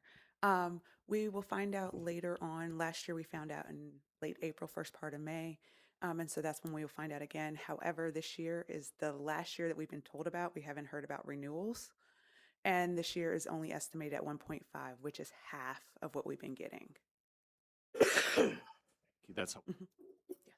So I raised that because that has been a significant source of funding for us to do a lot of things. And that potentially is a source where we could address some of the requests potentially from the Gun Violence Prevention Commission for some of the items that you mentioned today. I think it's also helpful to have an estimate on the amount of funding that would be helpful to sustain these programs. Excuse me. Because we have to take that into consideration, not only for the general budget of the city, but for potential grants that are out there. And in addition to Safer Communities, I know we're always looking for external grants, whether it's through DCJS, Department of Criminal Justice Services, which has been very supportive of our work. The Burn, is it the Burn? There are others. So to the commission, as you become aware of grants, please get in direct contact with Helen. And she's incredible at helping us not only submit proposals for those, but monitor them and sustain them to the degree. The third thing that I heard was related to trees and assessing, do we have trees that could be available for use in the Planting Peace program? And then lastly, the clear call from the stakeholders meeting about a victim's advocate position. And whether that's a city position, I think you raise a good point that it's to have someone that can work with PD, work with the family primarily, but also with PD and the Commonwealth's attorney, that can be extremely helpful. So questions or concerns or ideas to come before us today? Again, thank you all for your time and your dedication to this work, and we appreciate you all. And we're going to take a 5-minute recess, but council, if we will come back to here where we are to do the remainder of our morning session. Okay? Thank you all. 5-minute recess. also one of the things that's difficult to sort of suss out here. But what I will say is there's talk in the corridors that the Washington Post needs to be self-sustaining, needs to stand on its own. And that has been a source of debate within the Post for a while, and of course outside of the Post as well, because it was bought in 2013 by Jeff Bezos, the Amazon founder. Jeff Bezos, obviously a person of tremendous means, and could support the paper and, subsidize any losses for a really long time. At the same time, if you read Marty Barron's book, Collision of Power, he's the former decorated executive editor of the Post. His argument was the Post needs to be self-sustaining in case Bezos decides to bail on the paper and leave it with someone else. It needs to stand on its own instead of, being subsidized. So the why is difficult to determine, but I think that they're going back to that rationale. And it is worth noting that the past few years have been sort of inimical to the Washington Post in terms of its business model. It has really struggled, lost hundreds of millions of dollars over the past several years because of, digital advertising hasn't been roaring. And the other problem is that after the first Trump presidency, I think readership has really been tough to conjure up at the Post. Well, we should note that billionaires now own key newspapers, not just the Washington Post, but also the Los Angeles Times and the Boston Globe. More than half of U.S. daily newspapers are owned by just a few major parent companies. So, Eric, place what's happening at the Post within the wider context of this shifting and consolidating media landscape. Yeah, well, it is consolidating. Like the newspaper business is, like Gatehouse, Gannett, they combine, they have hundreds of newspapers. There is Alden Media, which is, Alden Global Capital, which runs, Media News Group, which also has a great amount. I don't know the number right off the top of my head, but has a tremendous amount of newspapers. They feel that it's easier to consolidate because they can keep their costs low because they basically centralize a lot of the operations of the newspapers, meaning printing and design and so on and so forth. So the more newspapers they get, the more profitable they feel they can be. So that's one of the things that's happening in the newspaper world. At the same time, there's a glimmer of hope that comes from the web, basically, digital-only operations that also rely on philanthropy, as well as advertising revenues and subscription revenues, are starting to roar in this business. They're starting to come up, and I do believe that one of the goals of people in this industry is to reorient the way the public views newspapers. For the longest time, newspapers have been owned by fat cats, or for a great deal of time, newspapers have been owned by fat cats who make a lot of money off newspapers. Well, that's not true anymore to a great extent. And I think that one of the goals of newspaper executives all over is to reorient people's views, and so that they think of the newspaper as sort of like public media, like something that is worthy of their philanthropic dollars, worthy of their donations. So that's something that is happening and is one of the bright spots in this industry. And I think we'd be remiss if we didn't point it out. Well, Eric, you spent a lot of your career inside the Washington Post newsroom. You're at the New York Times now, as we mentioned. Post has seen an exodus of long-term journalists in the past year, a lot of big names. Even so, those journalists from the Post are still putting out very impressive and important coverage. Just one example, in August, Douglas Macmillan and Kirkpatrick, Lydia Sidham published an exclusive in-depth report revealing ICE's plans to double its detention space to more than 107,000 beds. And that story reverberates even today as we see ICE pursuing literal physical warehouses next to train tracks in communities around America to house migrants. A lot of that reporting originated at the Post. So what is this kind of prolonged workplace uncertainty, this turmoil at a place like the Post do to reporters and the work they're trying to produce every day? Well, I'm delighted that you bring up the example, and the point you make is 100% true. The Post has really, really excelled through this past year, even as there's been a lot of turmoil in the newsroom. They've done scoop after scoop after scoop. It's because they work hard, and also because the Post, over the years, through its investment in local and national news, has, I think, developed something of a sort of a muscle memory between the Washington Post and the federal government, that there's sort of a connection that they have. And people in the federal government view the Post as their hometown newspaper. I think they feel comfortable sending tips in the way of the Post. And so that has been something that the Post continues to thrive on, and to their credit. I mean, we could be here for the rest of this program talking about the scoops that the Post has had over the past year. But to the second half of your question, how does it affect journalists? I think over the long term, they just get worn down by some of the dysfunction. And there's been plenty of that since, the past 2 years in particular.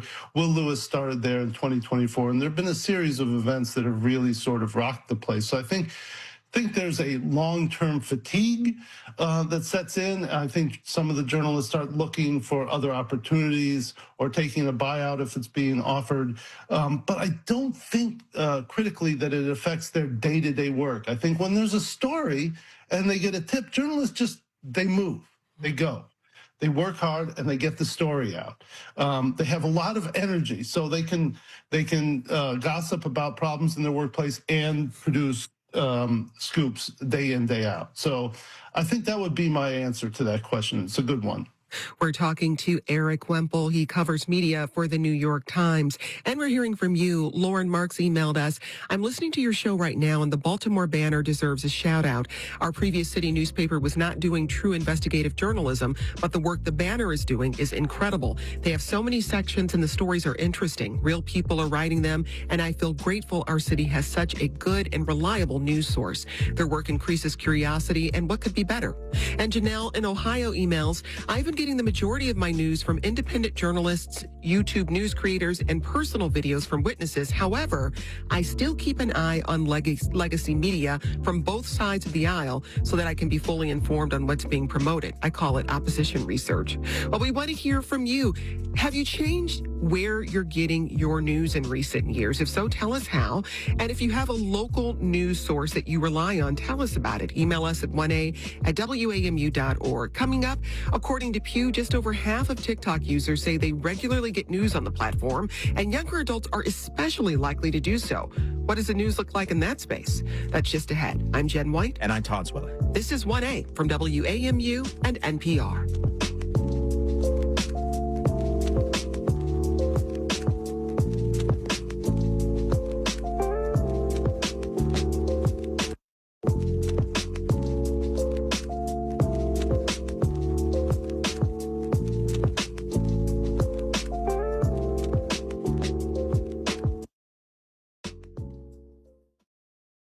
It resonates with you. A story on Radio IQ that changed your perspective. A conversation that helped you understand the world better.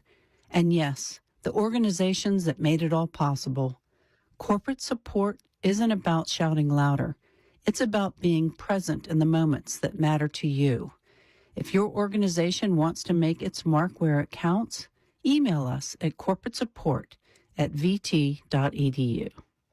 Support for Radio IQ comes from Unitarian Universalist Church of Roanoke, harnessing the power of love to promote justice, dedicated to becoming a beacon of hope and harbor for all. uuroanoke.org. And from Garth Newell Music Center in Hot Springs, Virginia, whose Valentine's Serenade recital with violinist Jennifer Curtis and pianist Jeanette Fang is followed by a 4-course plated dinner, February 14th. Details at garthnewell.org. The people have questions. Like, what's up with the giant bruises on President Trump's hands? Why are his legs so swollen? And did he just fall asleep in the cabinet meeting? How healthy is the President of the United States? Easy question, complicated answer. That's coming up on Today Explained. Today Explained comes your way weekday afternoons at 7 on Radio IQ.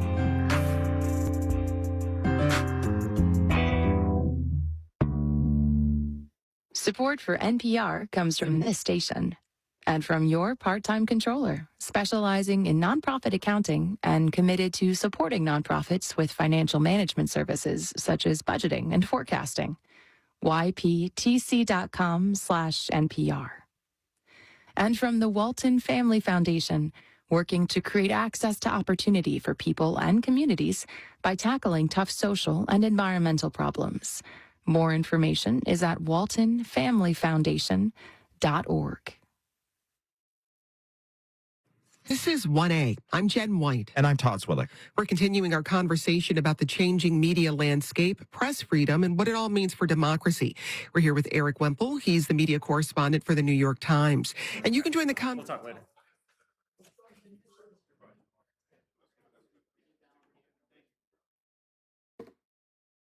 Reconvening our morning session for City Council, we're now going to shift to our Legislative Committee meeting. And I don't know that we have any of our other Legislative Committee members. I know we typically have some from the schools. Yes, I don't see any. I don't see them. So do we need to call roll separately for the Legislative Committee? yes. All right. And I'll turn it over to Vice Mayor McGuire as our chair. Thank you, Mayor. Yeah, Madam Clerk, could you please call the roll? Mr. Hagan, Here.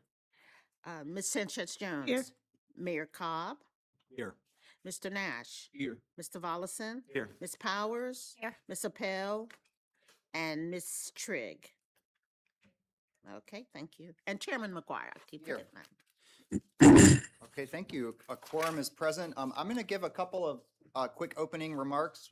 Thank you. We have with us Preston Bryant with McGuire Woods, who is our lobbyist in Richmond.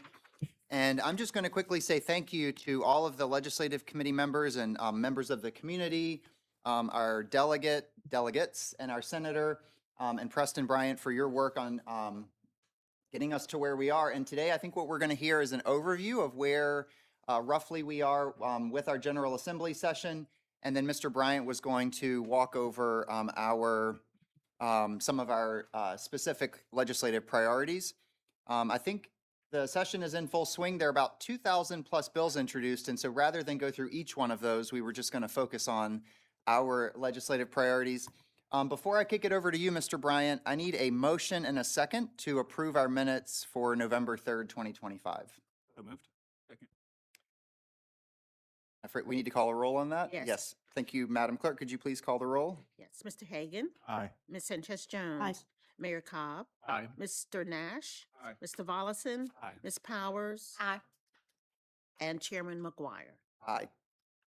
And the motion passes. So with that, I will turn it over to you. Can you hear us, Preston?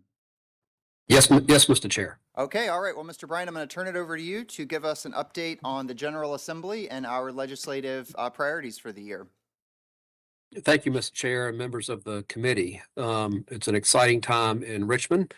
We have a new governor, lieutenant governor, attorney general, and a newly elected House, as we all know. They're off to a quick start. And Mr. Chair, as you alluded, there are 2,362 bills between the House and Senate, not including resolutions. There are a couple hundred resolutions. So everybody is very busy. I will say that we have had very good communications with Delegate Rasool, Delegate McNamara, and Senator Suderline and their offices. They have been really terrific to work with. And I appreciate Ms. Bohr and Ms. Carini being available and such good communications, and Mr. Guire and Mr. Volleson for your periodic questions and guidance. So thank you. May we go to, can someone advance the slides for me?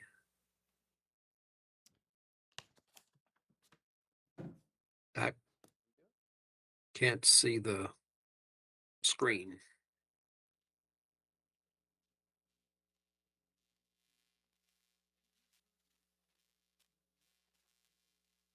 I'm sorry. Thank you very much. If you can just go to the next slide. Thank you.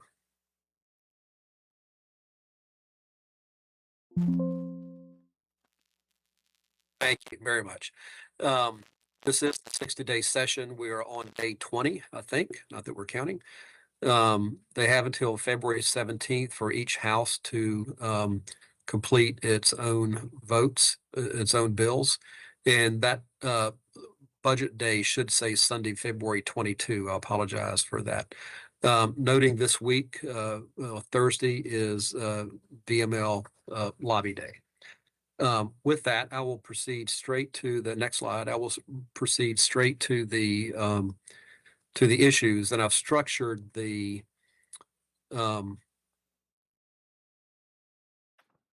presentation to reflect precisely the legislative agenda. Can you go back to the housing page?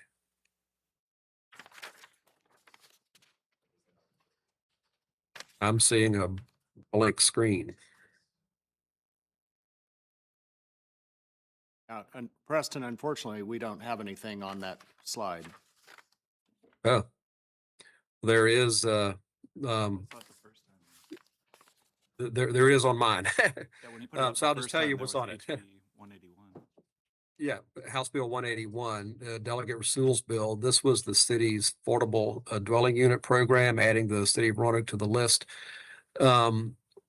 They amended the bill to require the Virginia Housing Development Authority to analyze the efficacy of the program and to require that it be reenacted next year. And the bill has passed 93-5 in the House. It seemed that the Home Builders Association of Virginia had concerns about the efficacy of ADU programs, and they have suggested that House Bill 806 is perhaps a better way to go. House Bill 806 actually codifies what the city of Richmond is doing regarding their industrial development authorities and giving IDAs powers to issue bonds and loans for affordable housing projects. In Richmond, they note that there's been more than 2,400 affordable dwelling units built in the last 4 years. Of course, Richmond has a different housing market than Roanoke City. So, but that's the way they're treating quite a number of these ADU bills. So we'll see where that goes. And I provided some information, I think, to Mr. Volleson on that legislation. Also, Preston? I'm sorry, Mr. Bryant. Yes, sir. I just Yes, sir. wanted to make a comment on that that legislation. While I see why the Home Builders Association would have an issue with it, as it is a carrot more of a stick than a carrot, we've also done a lot of things here in the city that make it easier for developers. And so we have to mix those two things. And I think one of the issues that we're going to run up against here in Roanoke, yes, there's plenty of money in Richmond to make 2,400 units. There's not that much money around Roanoke to be able to do that and to have those funds for those types of programs. We've already created an workforce housing loan program, and that program has $2 million plus in it, and only seen one developer use that program at this point. And so my worry, and the reason why we wanted this legislation, is that we need to have more teeth in making developers build those affordable units. We are working on the tools and incentives to give them to help them with that. But at some point, we have to be able to say, you have to build these units, because the market is not going to willfully do that. And so that's what worries me about this, their opposition to our bill. But I also understand the IDA. We used our Economic Development Authority instead of the Industrial Development Authority.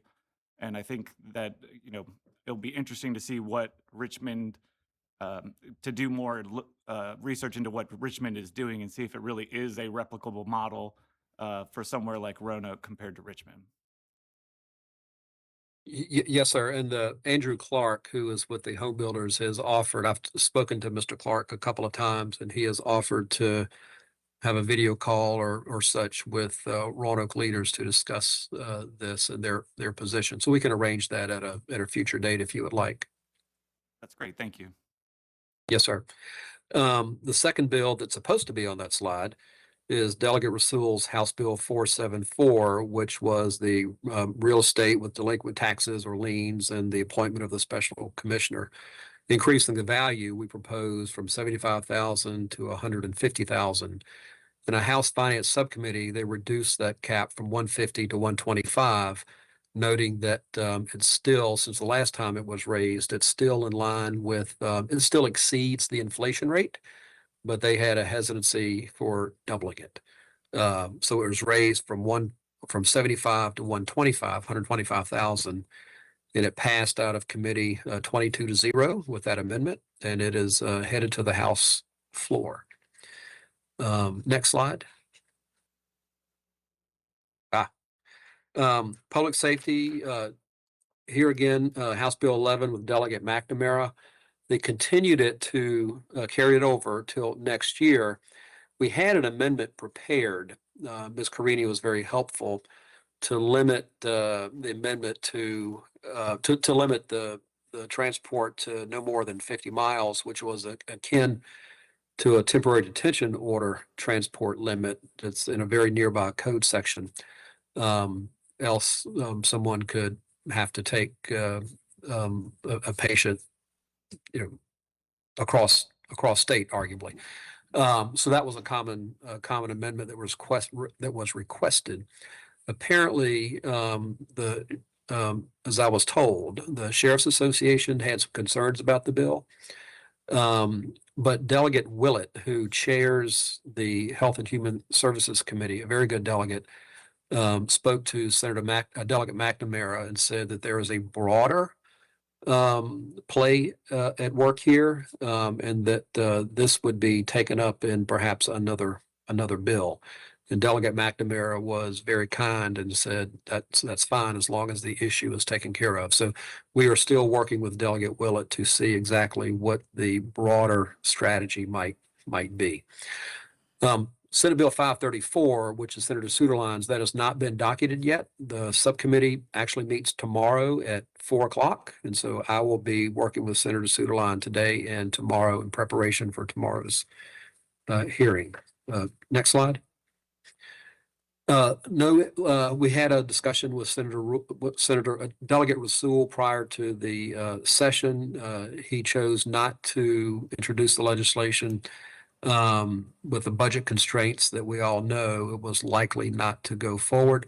Plus, the Virginia Museum of Transportation seems to have another lobbyist, Bill Elwood, working on this, and there is some other strategy, I'm told. So I'm not sure what that is, but you may want to check with Mindy Flynn, the museum's executive director, to better know that. Next slide. It's been important to you to restore the funding for Virginia Tech Korean School of Medicine.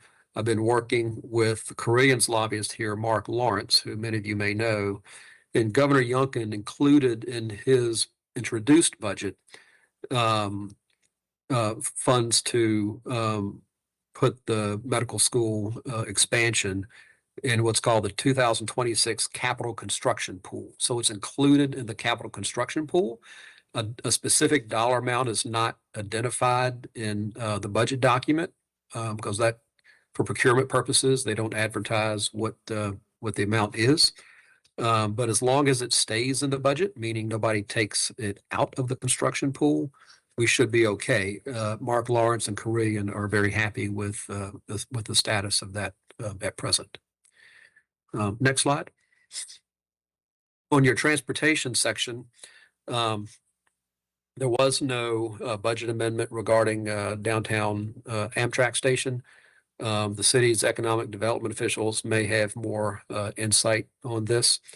And I note that the Roanoke Regional Airport Commission is leading on those other two budget amendments. You see that Delegate Austin and Senator Head have taken the lead there. There are these 4 budget amendments, and we will know more. And the Regional Airport Commission is represented by Two Capitals Consulting. And so we will know more when the House and Senate report their respective versions of the budget. Next slide. There are the legislative agenda expresses interest in a number of these. And I won't go through all the bills. On the urban tree canopy, House Bill 549 is the operative one for Roanoke. This really expands local government's authority to conserve and replace trees during the development process. Most specifically, it changes from 20 years down to 10 years, the time period that certain tree canopies should be met. So it's much more aggressive than it expands local government's authority to negotiate for a quicker tree canopy to be in place. On the solar siting, you can see there are quite a number of solar siting bills. I'll just speak to a couple of them that are most relevant. Those that you see, there are several on small portable solar generating devices. These are so-called balcony solar, which is kind of a new technology that is really plug-in solar. Truly, you plug it in to your home, and it brings a certain amount of wattage to your home or structure. A bigger initiative underway is the House Bill 590 and its companion Senate Bill 382. This sets up an internet-based platform called for smart solar permitting. It allows contractors to get permits and localities to process those permits all in a internet-based system. The Department of Energy, State Department of Energy administers the program. This is pretty new, and it's meant to facilitate a much smoother permitting process. It's a pretty extensive piece of legislation, and we will see how it goes. I don't think either has been docketed just yet. The last that I will note is that you'll see there are two bills on solar canopies and parking areas. This bill actually passed last year. It was vetoed by the governor, so it's back this year. It's a House bill and a Senate bill, and it really gives localities the authority to, where there are large parking surfaces with more than 100 spaces, that allows you to enact an ordinance that would require or work with developers to put a solar canopy over at least up to 50% of the parking area.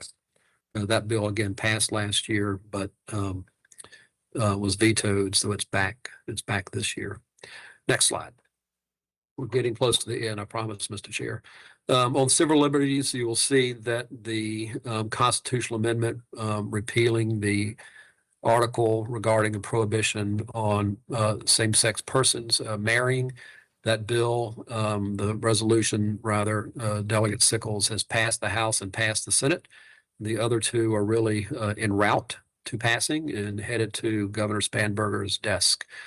On the legalization of cannabis, there is a 144-page bill that sets up a retail cannabis market.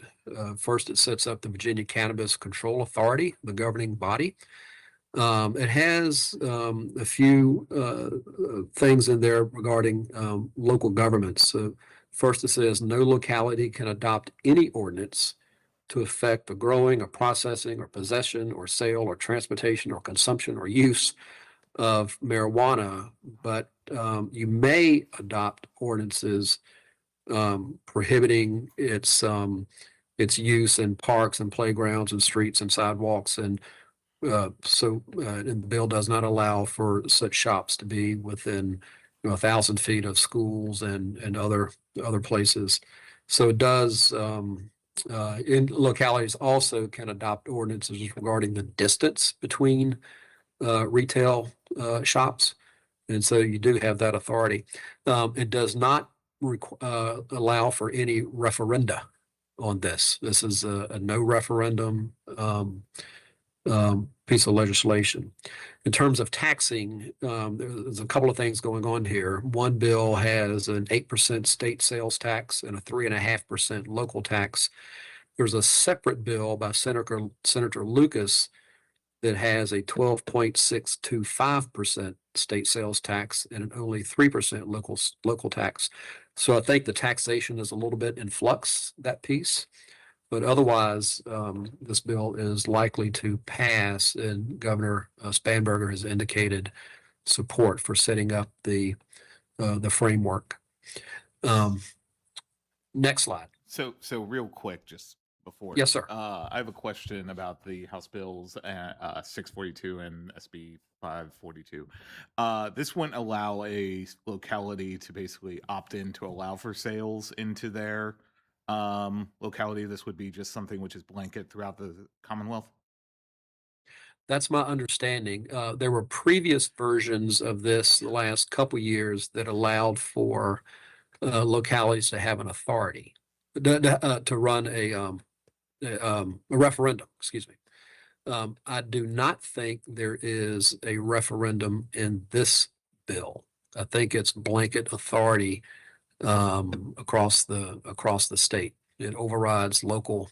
Well, there's no referendum. That's my understanding. Now, Virginia Municipal League has always maintained support for a referendum, a local option for this. I don't think that's the case in either the House bill or the Senate bill. I have a question as well. So for the local taxation, it was the difference of a 0.5% between Senator Lucas's and the one that's currently listed on the slide. One was 3.5 and the other was 3. Yes, sir. I failed to put Senator Lucas's bill on there. Hers deals only with taxation. But in the bills that on the screen that set up the framework and set up the Virginia Cannabis Control Authority, I believe that is set at 8% state tax and a 3.5% local tax.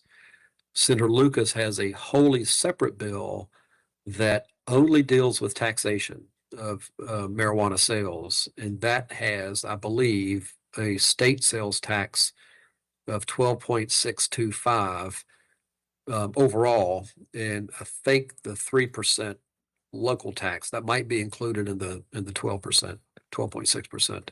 That's Senate Bill 826, Senator Lucas. So if one of the other passes or both pass, there will have to be kind of a conference committee to figure out exactly where the sales tax ends up. Okay, and then one additional question. Can you shine some light or add some clarification? I was trying to follow along, but I'm not a cannabis attorney like my colleague here. Can you speak to how they're going to kind of take the social corrective action approach with kind of prioritizing the licensing and the retail sales for certain areas that were impacted by over-policing of cannabis historically? Yes, sir. I can't answer that specifically. I would like to get back with you on that.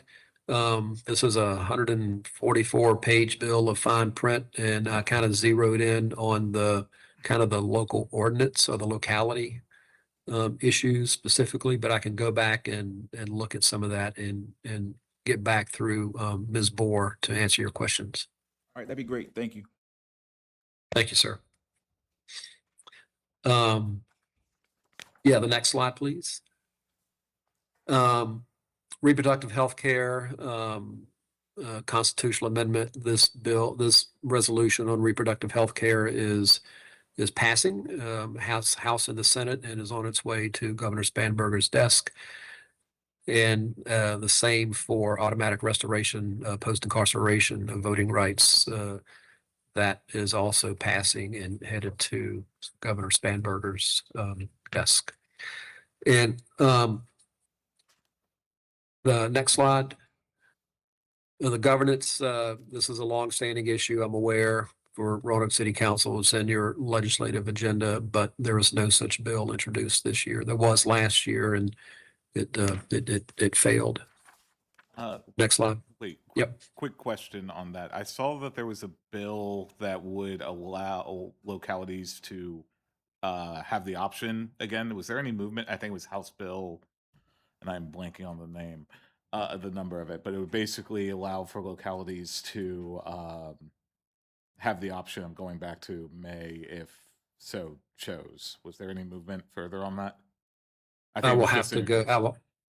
yeah, I'll have to research that and Okay. respond to Ms. Moore. Sorry, I don't know. Oh, you're fine. And- I sprung it on you. Yep. And I think this is my last slide. So Delegate Rasul has been a statewide leader on this issue, the local 1% sales tax option for school construction and renovation.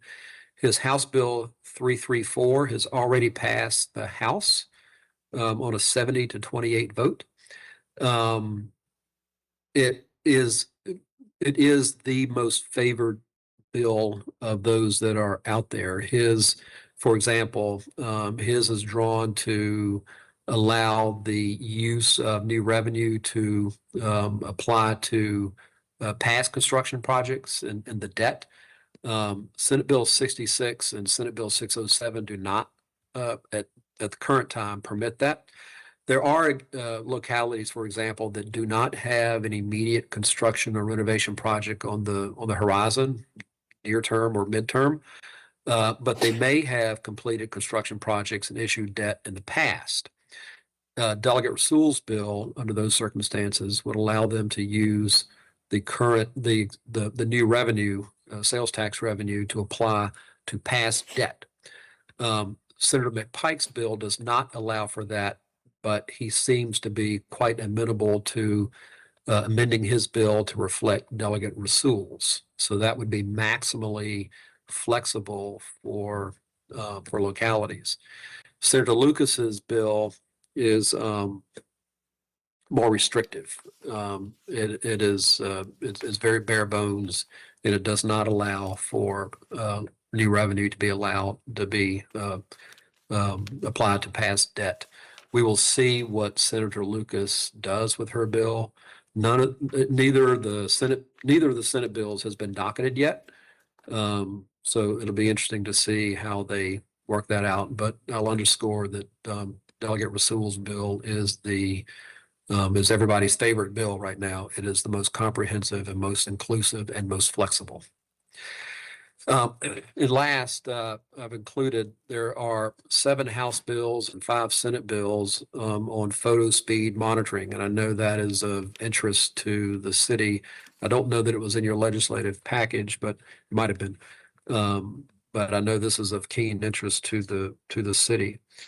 I won't go through all of them. I'll note that on the House side, it's House Bill 994, which in its companion, Senate Bill 84, that seem to be the go-to bills, kind of comprehensive approach. And these deal with what's called safety red zones, quote unquote. And these are 45 miles per hour or less pedestrian corridors. They deal with school crossing zones and highway work zones and high-risk speed zones. It takes a fairly comprehensive approach to it, provides notices and lots of things, has some guardrails in it. House Bill 1330, for example, only deals with pedestrian crosswalks.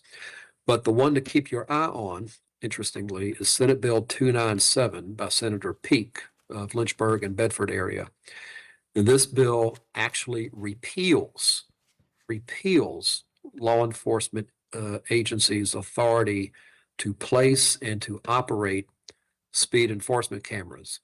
This bill actually passed out of in a bipartisan vote. Republicans and Democrats, there's a unique coalition on these photo speed monitoring bills. Senate Bill 297, which repeals it, the authority, actually passed on a bipartisan vote out of the Senate Transportation Committee 8-7. It is currently on the Senate floor, and it has gone by for the last couple of days, meaning they've been delaying the vote on it for unknown reasons. But that's the one to keep your eye on. Again, there's a unique coalition of some who feel that this is overreach, and others who feel that it opens up the opportunity for abuse of certain demographics. So there's a lot of discussion going on photo speed monitoring, and we are keeping an eye on it. with that, Mr. Chair, I think I have completed my report to you for the moment. Thank you, Mr. Bryant. While my colleagues think of any final questions they may have, I wanted to ask you, and thank you again very much. That was really helpful. I had two follow-up questions. One was on if you have been made aware or in communication with Delegate Rasul around the $600,000 budget amendment related to downtown revitalization that he's introduced. I just want to throw that out there as something that we're aware of and are supportive of and are in touch with his office. And I know he's looking for more support on that. And just wanted to make sure that was on your radar. It is now, yes, sir. Okay, excellent. Well, I'll follow up with you more on that. And I know that he introduced that, I think, last week, so it's relatively new.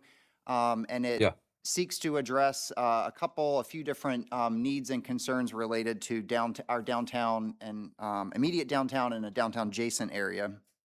And the other question was, if you could just kind of confirm for us, so in Virginia, we always get to vote at least once a year, sometimes twice and sometimes thrice a year. So with the constitutional amendments that we're moving forward on marriage equality, reproductive freedom, and voting rights, if those pass, those would be on our ballots in November, I believe. Could you say anything about the prospects of the redistricting effort that could result in Roanokeers having to go to the polls in April? Yes, sir. As you, I followed that as you have, and there are a number of bills dealing with this, as you know.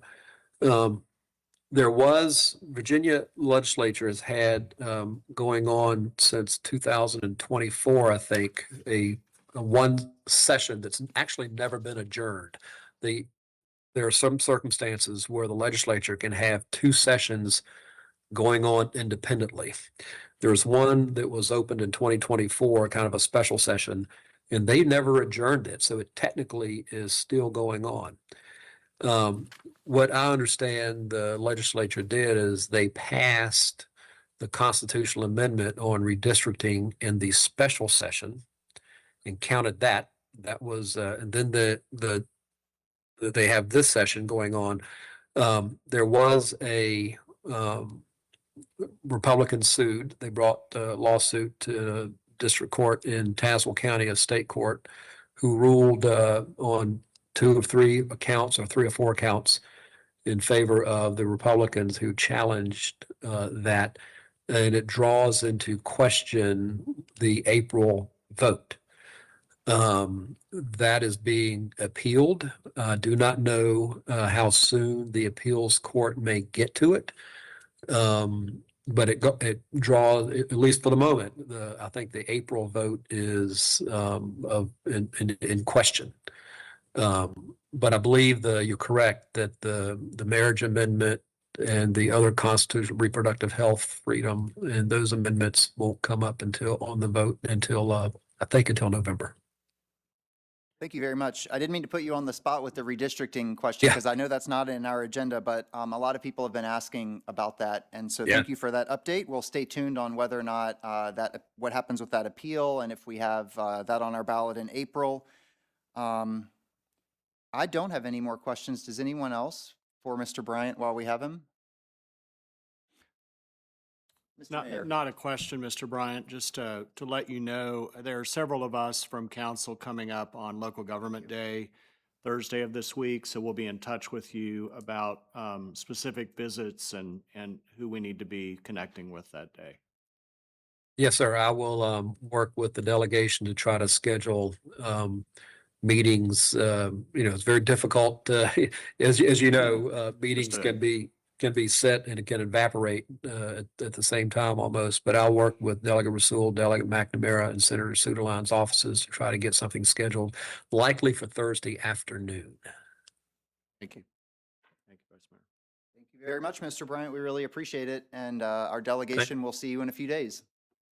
Thank you, Mr. Chair. All right. I do not know, actually. I apologize, colleagues, if we have an upcoming meeting scheduled for the Legislative Committee. We do not. So is there any other business before the Legislative Committee today? All right. Well, then I will call this meeting of the Legislative Committee adjourned. Thank you. Thank you, Vice Mayor. So does anyone need a break before we get into the rest of our business? All right. We will move on then with items that need action. There are several resolutions and motions. First of all is an adoption of a resolution ratifying the city manager's declaration of a local emergency, conferring emergency powers in the city manager as director of emergency management. We have one measure, a resolution, and I'll entertain a motion and second. So moved. Second. Thank you, Council Members Hagan and Sanchez Jones. Madam Clerk, will you please read the title paragraph? A resolution conferring the city manager's declaration of a local emergency, conferring emergency powers to the city manager as director of emergency management, authorizing the city manager to make applications for federal and state public assistance to deal with such emergency, designating a fiscal agent and an agent for submission of financial information for the city, and calling upon the federal and state governments for assistance. So we are doing this retroactively, obviously, but we need to confirm it. So any discussion by council? Just as a procedure, is there any possible like time where it would be done before an emergency? As far as I know, that would be no, but I could be wrong. No, this is a normal process because emergencies tend to come Yeah, that's why I when figured. council is not meeting, and this is the process set out by code by which the city manager is enabled to go ahead after the governor's declared state of emergency, so that we're entitled to the funds. And then the process is, at the very next council meeting, you will adopt the resolution that Ms. Carini drafted here. Thank you. Thank you. All right, Madam Clerk, will you, Just wanted to additional? clarify with the state of emergency that was declared in Virginia, the federal government has already declared a state of emergency as well, correct? So that Yes. FEMA would be engaged. Exactly. Okay, just wanted to check on that. Thanks. Well, and I at this point, just as a matter of discussion, not discussion, but a statement, I want to convey my gratitude to our city manager, our emergency operations team, all of our street crews, E911, first responders. They have been the recipients of, I think, a lot of unfair comments related to this unique storm. And so I want them to hear from me and from us our gratitude for their extraordinary work during this time. It's unprecedented, really, at every level. And thank you to everyone who's been a part of seeing us through this very difficult time. So, Manager, if you could please pass that on to all of our employees who've been involved in this effort. I certainly will, thank you. Thank you. Madam Clerk, will you please call the roll? Vice Mayor McGuire. Aye. Mr. Nash. Aye. Mr. Volleson. Aye. Ms. Powers. Aye. Mr. Hagan. Aye. Ms. Sanchez Jones. Aye. Mayor Cobb. Aye, and the resolution is adopted. Next item is an ordinance approving, affirming, and ratifying the waiving of parking fees for city parking garages and on-street parking from January 24th through 30th due to an incoming winter storm. We have one measure, an ordinance, and I'll entertain a motion and second. Move the ordinance. Second. Thank you, Councilmembers Mollison and Powers. Madam Clerk, will you please read the title paragraph? An ordinance approving, affirming, and ratifying the action taken by the city manager declaring that a state of local emergency exists throughout the city of Roanoke and implementing that the parking fees for city parking garages and on-street parking are waived for a period of time during the emergency, authorizing the city manager to take any necessary actions to accomplish waiving parking fees for the city parking garages and on-street parking. Thank you. Ms. Turner, is there anything you'd like to add in terms of, I want to thank Councilmember Hagan for introducing this idea to us and for your quick response. Is there anything you'd like to share with us? Yeah, it was a great, thank you, Councilmember Hagan. And when I tell you the response that we received from our residents and from our downtown businesses was very good. So it was something that was needed. It was something that we could move through quickly. A special thanks to our parking partners as well. So it was good for the city. Thank you. All right, any discussion by council? I didn't know that was Councilmember Hagan's idea. Well, he is a downtown resident, so Yeah. and a special eye on how that might be helpful. We have the gateless system. I figured, this is a way where we could just do Great that. idea. And I wasn't sure, so, yeah. Thank you. All right, Madam Clerk, please call the roll. Vice Mayor McGuire. Aye. Mr. Nash. Aye. Mr. Volleson. Aye. Ms. Powers. Aye. Mr. Hagan. Aye. And Ms. Sanchez Jones. Mayor Cobb. Aye, and the ordinance is adopted. Communication from my office requesting that the council convene in a closed meeting to discuss vacancies on certain authorities, boards, commissions, and committees appointed by the council pursuant to Section 2.2-3711A1 Code of Virginia as amended, and a listing of the vacancies we'll be considering are included in the agenda. I'll entertain a motion in a second, please. Moved. Second. Thank you, council members Hagan and Volleson. Madam Clerk, will you please call the roll? Vice Mayor McGuire. Aye. Mr. Nash. Aye. Mr. Volleson. Aye. Ms. Powers. Aye. Mr. Hagan. Aye. Ms. Sanchez Jones. And Mayor Cobb. Aye, the motion is adopted. A communication from the city attorney requesting that city council convene in a closed meeting to consult with legal counsel regarding a certain legal matter requiring the provision of legal advice by the city attorney involving the cooperation between governmental agencies pursuant to Section 2.2-3711A8 Code of Virginia as amended. Need a motion and second, please. Move the resolution. Thank you, council members Volleson and Nash. Madam Clerk, will you please call the roll? Vice Mayor McGuire. Aye. Mr. Nash. Aye. Mr. Volleson. Aye. Ms. Powers. Aye. Mr. Hagan. Aye. Ms. Sanchez Jones. Mayor Cobb. Aye, and the motion is adopted.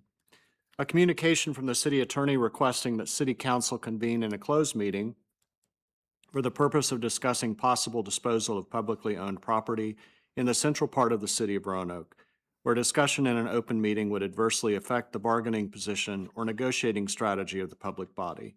This is pursuant to Section 2.2-3711A3 Code of Virginia as amended. Need a motion and second, please. I'll move the motion. Second. Thank you, Councilmembers Powers and Sanchez Jones. Madam Clerk, will you please call the roll? Vice Mayor McGuire. Aye. Mr. Nash. Aye. Mr. Volleson. Aye. Ms. Powers. Aye. Mr. Hagan. Aye. Ms. Sanchez Jones. Mayor Cobb. Aye, and the motion is adopted. A communication from the city attorney requesting that city council convene in a closed meeting to consult with legal counsel regarding a certain legal matter requiring the provision of legal advice by the city attorney regarding a real estate transaction in the southwest part of the city pursuant to Section 2.2-3711A8 Code of Virginia as amended. Entertain a motion and second. Motion. Second. Thank you, council members Powers and Volleson. Madam Clerk, will you please call the roll?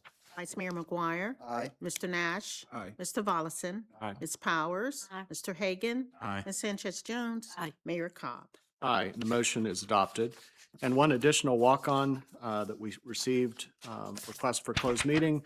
The city council convene in a closed meeting for the purpose of discussing possible disposal of publicly owned property in the central part of the city, where discussion in an open meeting would adversely affect the bargaining position or negotiating strategy of the public body pursuant to Section 2.2-3711A3 Code of Virginia as amended. Need a motion and second, please. So moved. Second. Thank you, council members Hagan and Volleson. Madam Clerk, will you please call the roll? Vice Mayor McGuire. Aye. Mr. Nash. Aye. Mr. Volleson. Aye. Ms. Powers. Aye. Mr. Hagan. Aye. Ms. Sanchez Jones. And Mayor Cobb. Aye, and the motion is adopted. Thank you all for those action items. Are there any additional topics for discussion by members of council for our consideration? Or any items listed on the 2 o'clock council docket requiring discussion or clarification? All right, then we will move into our briefings. And I'll call on our city manager to introduce the first briefing. Thank you, Mr. Mayor. At this time, I'd like to invite Wayne Leftwich, Planning Manager, to the podium. So City Council, you've asked our planning team to pursue input on 3 important council member initiatives. These include a review of the 2024 zoning text amendments, the Evans Spring plan, and the development of a new vape shop ordinance. In addition to these council-initiated efforts, staff is also evaluating additional proposed text amendments to the zoning code. Wayne is here today to provide an overview of this work and outline the process for gathering input. Good morning, Mr. Mayor, Vice Mayor, Council, City Manager. Here today to talk about these council member initiatives and our process so far. I'm going to jump right in. This really all began this fall, where we started this council member initiative process. We began with one from Councilmember Hagan that initiated a study on the reforming the 2024 zoning text amendments. Council put together a committee to discuss this and report it back to staff in October, gave us some ideas, and we have since, as I will talk about in a little bit, started going out to the public to discuss those potential changes. We also had Councilmember Nash, who really started before August 2025, wanting a vape ordinance, but formalized that with the council member initiatives in August of 2025 and began looking at a fee for vape shops, but we've since looked at pivoting to create regulations for how we would handle vape and tobacco shops. And then in November 2025, Councilmember Nash started a initiative to review and potentially update the Evans Spring plan.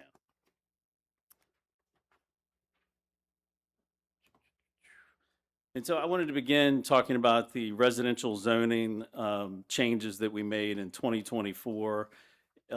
We presented a study to you last year of the results of our first year of changes. And we estimated that because of our changes, we saw an additional 26 to 40 potential housing units. Really, that number would be based off of current plans, more closer to 26 additional housing units. And I will say that some of these have not been built and may not be built. We had a couple accessory dwelling units permitted, but may not be built. What we heard from council in regarding to going back and looking at these zoning text amendments was really to focus on 4 main areas. Housing density, we wanted to take a look at our numbers to see if we were requiring the right amount of density in particular zoning districts. We wanted to look at setback in certain areas, and then also parking. We've heard a lot from the public about concerns about parking. And then we recognized we had established some supplemental regulations for smaller apartment buildings with the changes we made in 2024, but we did not have any design standards for apartments over 8 units. And so as we'll talk about, we are recommending that at this time. But when we looked back at 2024, we really started from the city's comprehensive plan, which was adopted in 2020, where we had a focus and a need for getting more missing middle housing within our community. We have a lot of single family throughout our neighborhoods. We have a lot of larger apartment buildings. And although we have great examples of them, we don't have a lot of the missing middle housing. So that would be your duplexes, your courtyard apartments, your small apartment buildings. We have a lot of those that exist in our historic neighborhoods, but we have since that time really forbidden them with our zoning ordinance. And so that was an effort that we wanted to change that in 2024. And so what we did is we really established 2 different ways that housing density would be determined in our zoning code. We had our traditional minimum lot area per dwelling unit, and we did tweak that in 2024. We reduced those square footages per unit to allow more units. We also added a maximum dwelling unit on a lot cap based off whether you were an interior or a corner lot. And that's really that last 2 rows in that chart there where it talks about if you're on a corner lot in certain residential zoning districts, you are allowed a certain number of units. that it caps off at. Likewise, if you're in an interior lot, a slightly lower number of units. And those two work together hand in hand. Sometimes the cap will limit how much density can be on a lot. Sometimes the square footage size of a lot will limit the density. So based off of what we heard through this council member initiative process, we initially have proposed changes as we go out to the community of showing a increase in the rear yard setback that had been dropped from 15 feet to 5 feet. We're now showing it at 10 feet. We also have talked about parking requirements. We have added we're proposing a one spot per unit for apartment buildings. This would actually be more than what we had in the zoning code prior to our 2024 changes, where we had 0.6 spots per unit. But we think it's the right number. We think it's something that's fair to ask for, and we think it answers a lot of what we're hearing from the public about concerns for parking. We also have proposed some design standards for apartment buildings. I mentioned that a little earlier. And we've started to adjust the density, the square foot per unit numbers, increasing those a little bit, allowing a little less density within our different residential zoning districts. We also are establishing some new uses. We are creating a vape and tobacco shop definition in our zoning ordinance so we can regulate them. We are modeling it after Richmond, Virginia, which also established that use recently. We are not proposing that we establish it yet, but we are starting to have the conversation with the public about cannabis dispensaries, or what the state may call marijuana retail facilities, and where they might exist and where people feel comfortable with those. We also have defined inpatient mental health and substance abuse clinic. That was a use that, with our most recent changes, was generally found within our regional housing services definition. And that encompasses a lot. The regional housing services was really more of a rescue mission type use. And it just so happened that the inpatient mental health and substance abuse clinic, that's where that fit. So we wanted to create a separate use so we could talk about those different uses separately. And then, of course, data centers, a big topic across the state. We did not currently have that defined in our zoning code, and we wanted to do so. We do have some other updates for the zoning use tables regarding restrictions on self-storage uses. We want to limit those. We don't see them as the most efficient land uses. We also have a couple smaller tweaks, like adding office in our airport district, supplemental regulations for portable storage containers, removing the training facility for police, fire, or emergency services and just using the police, fire, emergency services land use that already exists. Require special exception for microbrewery or micro distilleries abutting residential districts. So this is one where we had, currently we do, require restaurants serving alcohol to get a special exception if they abut a residential district. But for some reason, when we established the microbrewery and micro distillery definitions, we did not require that if they abutted residential. So it seemed appropriate that we would also require a special exception there. And then we had, in previous changes to our zoning ordinance, taken out junkyard and wrecker yard altogether, which is not good practice to take a use completely out. So we want to put it back in the zoning code, but still limit it to our industrial districts where it's appropriate. Sure. So when you speak to the restrictions on self-storage units, could you give a little detail as to what exactly do you mean and what are those restrictions you all see put in place? Right. So we're looking back at the zoning districts and where those are appropriate and limiting some of where those locations are. Okay. Last thing too, I know that I think all of us probably have gotten emails about it, but there's a property where there's a issue of people complaining about porta potties being kept in like the backyards of like neighborhoods, and just something for you all to possibly look at, you know, if it's a construction site on the street and there's a porta potty there, that's one thing.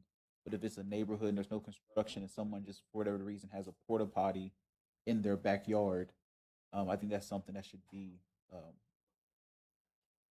We'll take a look at that.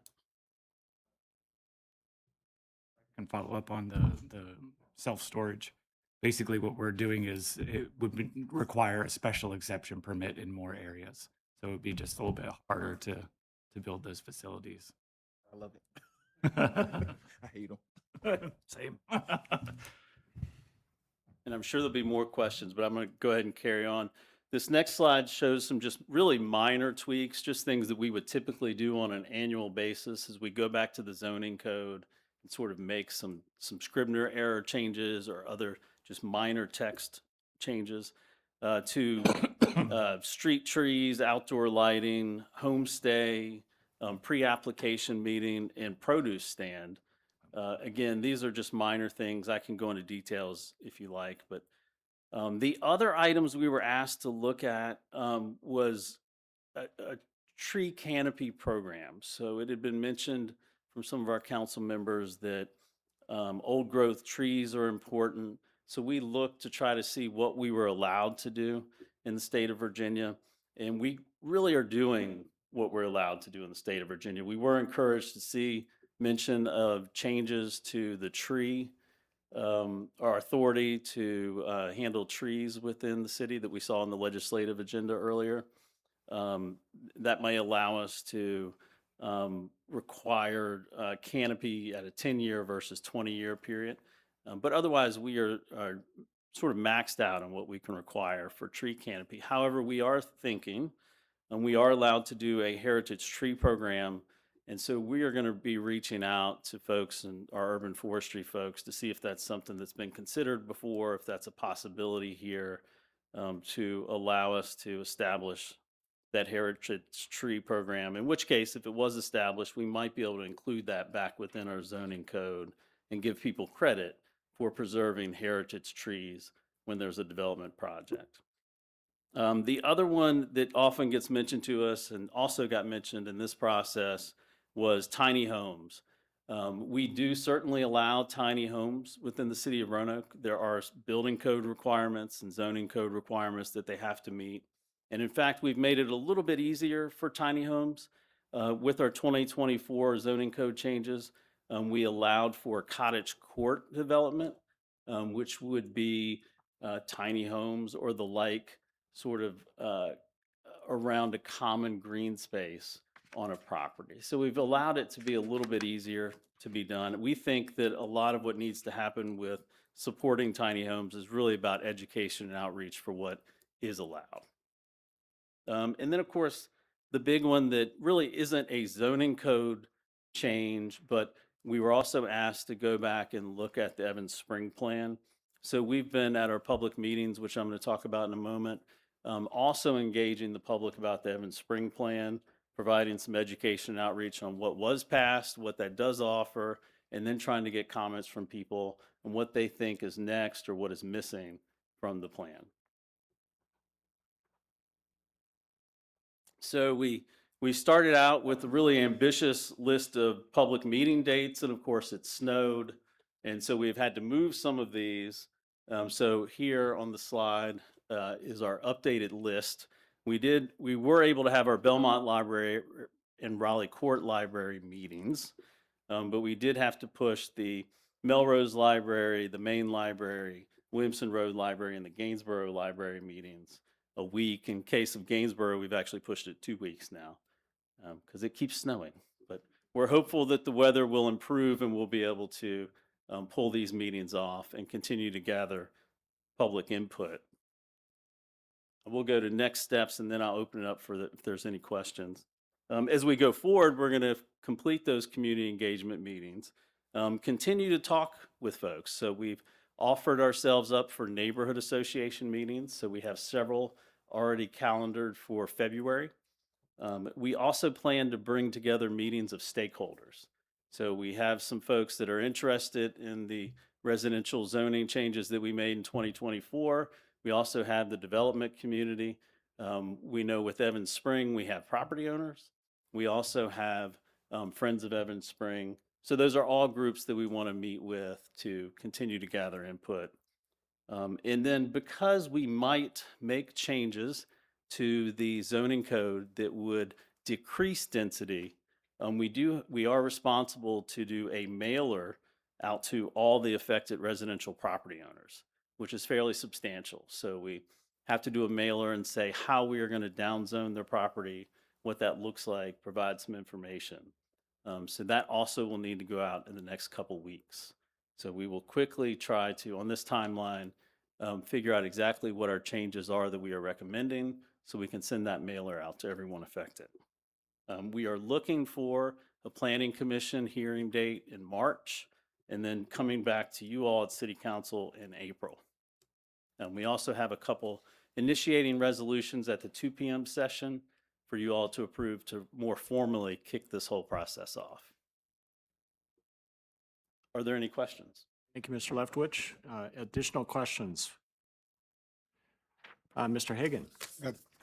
Just as we're looking at with cannabis dispensaries, a recommendation, I guess, for lack of a better term. I know that the bills that have been proposed offer 300 thereabouts licenses for sales, as well as requirements of certain amount from areas such as schools, public parks, et cetera, which the way that it looks like it's written will allow localities to potentially lower that, where it's not necessarily 1,000 feet or 2,000 feet or whatever it is. Off the top of my head.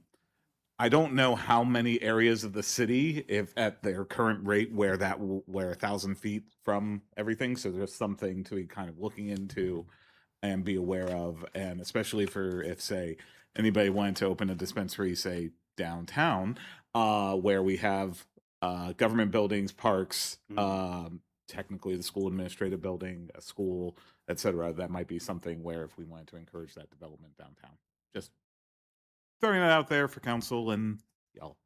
I know a perfect spot for that place. That had not crossed my mind at all. And we're very early in the public Yes. input on that, but we have heard generally people feel more comfortable with a state regulated business versus the vape and tobacco shops, which are just sort of proliferating all over the place. Two follow-up questions. In the public meetings, I've heard a couple of people say, and I know I still am a little bit baffled by how the different residential districts are defined. If that's something that you could, in addition to how they're labeled number-wise, if you could put just a brief definition or have that available for folks as they're looking at that, I think that would be helpful. Yeah, I think one of the pieces of feedback we've seen or heard is that, and we are definitely going forward, making sure we have plenty of zoning maps available so that when someone sees R5, R7, they're able to actually look and see, well, where are we talking about? And trying to define them as best we can. The differences between those is helpful for people too. But I think the map is really helpful as people can see, well, what is within my neighborhood? Where are the RM1 districts, which allows a little more density? And able to see how they sit generally around neighborhood center areas and sort of strategically placed through the city is helpful. And then this may be connected with it's different from homestay, but it's somewhat connected. Just the ongoing questions related to unregistered short-term rentals and Airbnbs and how we're navigating that. I know there's a pretty significant list of them that planning's working through, but I want to make sure we're being thoughtful and efficient in making sure that those are appropriately registered and followed up on. Right. And it is, of course, an enforcement challenge. We were given a list from a member of the community that helped us sort of start to look at some of them that they had found. And we're always looking for that. And often we are complaint driven in a way is how we sometimes find these. But so we will continue to look at that going forward. Vice Mayor. Thank you, Mayor.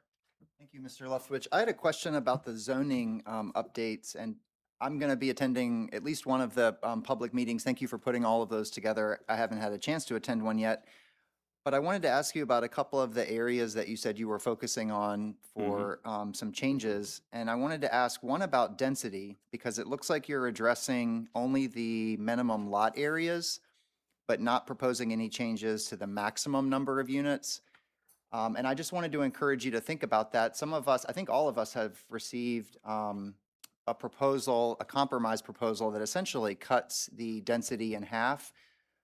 I personally think that that is very fair, and that it would still allow for the creation of a lot of what you've described as the most needed housing, the missing middle of the duplexes, triplexes, and quadplexes by right. So especially we have a lot of RM1, 5, and so I think that we could still accomplish a lot of what we're saying we would like to do by accepting that compromise, which I think we have people on both sides. Some folks want to leave it just as it is or think it's great. Some people want to see the whole thing thrown out. And I appreciate the work that folks have put into trying to find a meaningful compromise that, again, I think is fair. The other piece of that I think connects to that density, the higher density concerns, I didn't see you mention anything about the public notification. And I think that's what a lot of people have a hard time with is, if in your neighborhood you buy a home in a single family neighborhood and you kind of know, you think you know what kind of community you're living in, under the zoning amendments that were passed, you could wake up and within a short period of time, all of the houses on your block could be turned into up to 8-unit apartment buildings, depending on the neighborhood you live in, or 4-unit apartment buildings with 8 on the end, or with some of the combinations of lots that we've seen, like in Crystal Spring. You could be in a single family home one day and then, a week later, the whole block has been cleared and there's a very large apartment building going up.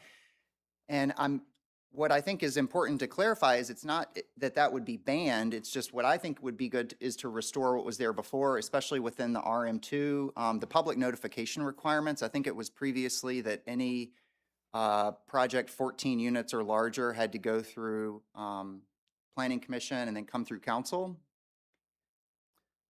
I think what you're referring to is RM2, in particular that South Roanoke lot. would There have were limits previously- before, right?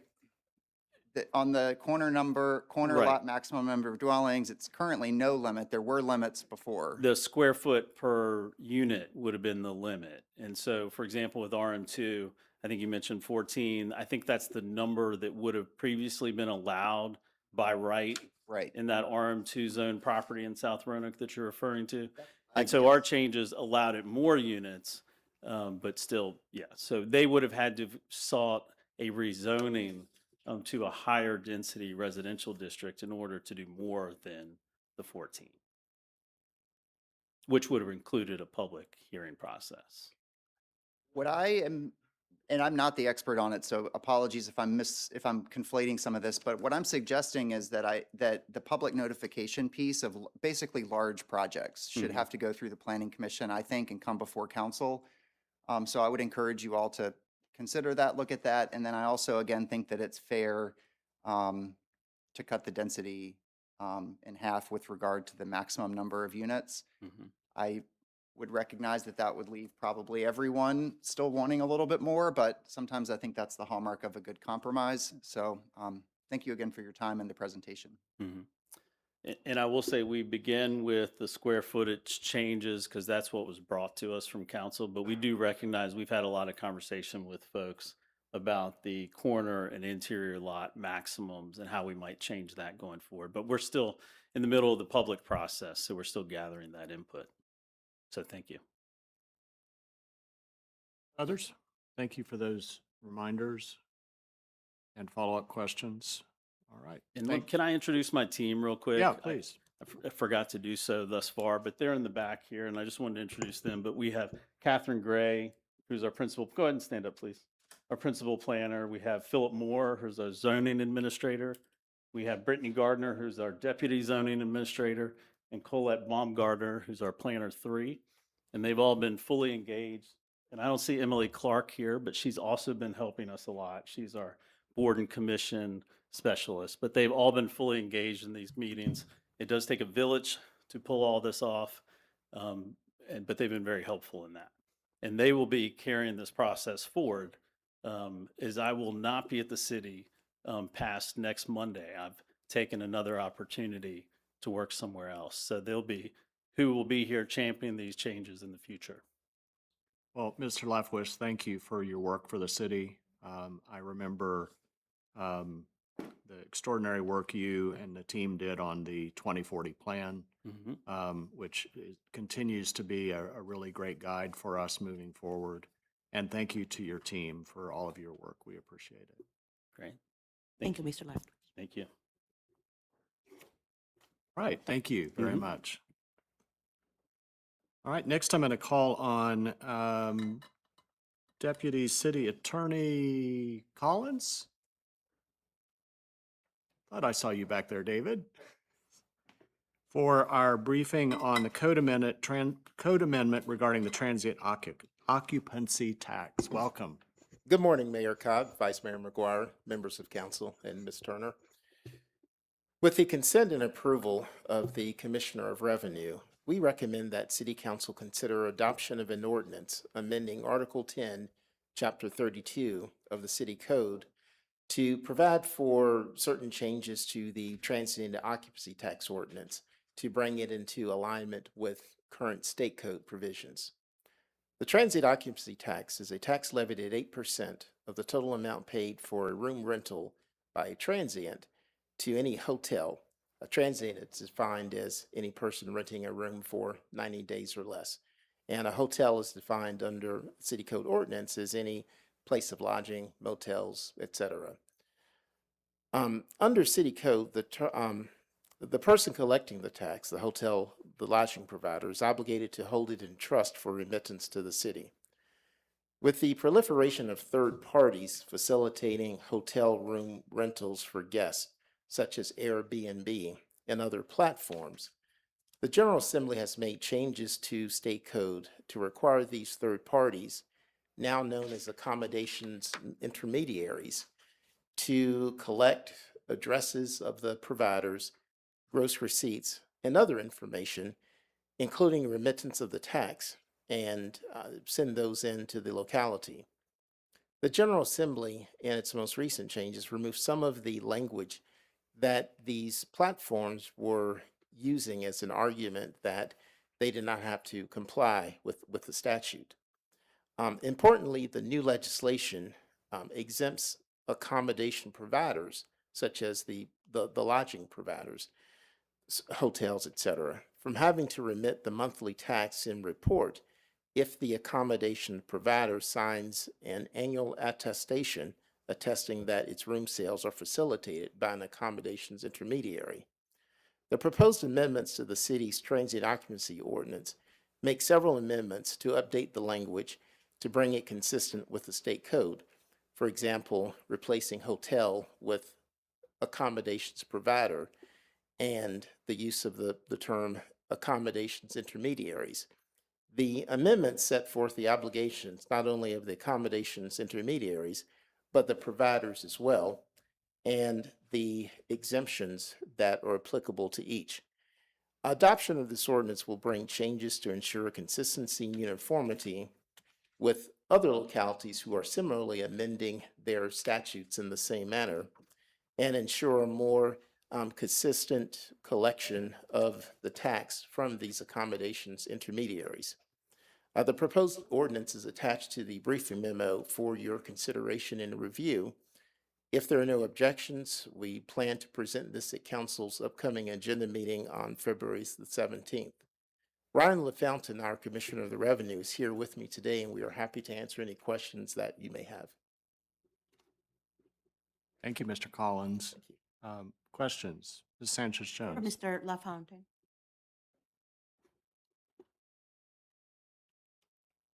Yes, good morning. Does the city collect on all the Airbnbs that are in the city? Are they, and if they don't collect it, how do they enforce it? If it's enforceable? I'm not, so what happens right now is Airbnb is the party that's collecting all the transient occupancy tax right now and remitting it to the city. As Councilmember Powers may be aware, they would previously just send us a check and there wasn't really an audit way for us to audit that detail. So this allows us to identify, well, state code already allows us to identify who's operating where, but it doesn't allow us to share that information with other bodies within the city. That was part of the compromise to get this done.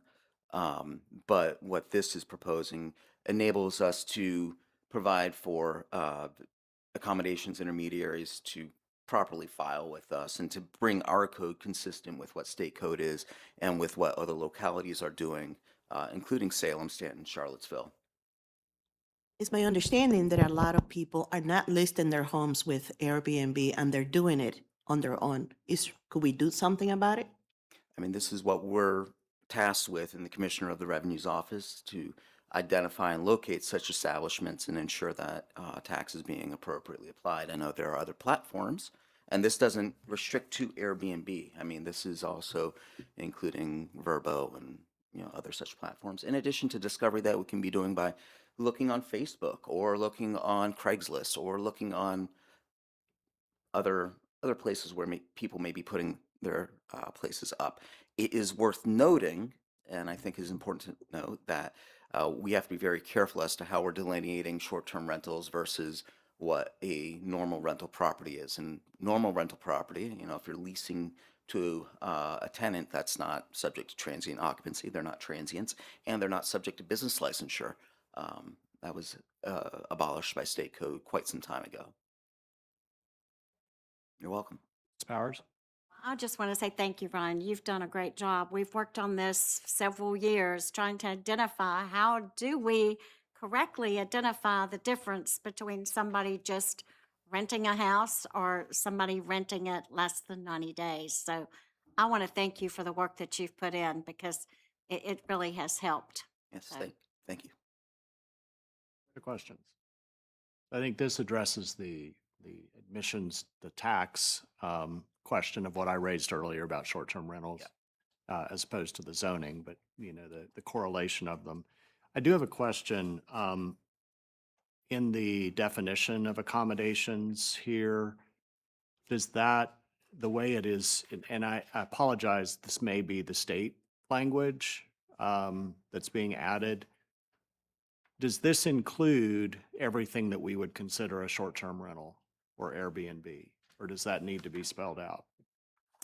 So I would argue that it covers such and that the language we have covers that, because it provides a whole listing of locations where you could do it, and then it furnishes lodging to any transients as hereinafter defined. That, to me, seems to be pretty clear and in its breadth. Any other questions? So this is just a briefing today. This will be scheduled to be a part of our agenda on the 17th of February. Is that correct, Mr. Collins? That's correct, Mayor. And no public hearing is required since we are not raising any tax here. Thank you. Thank you.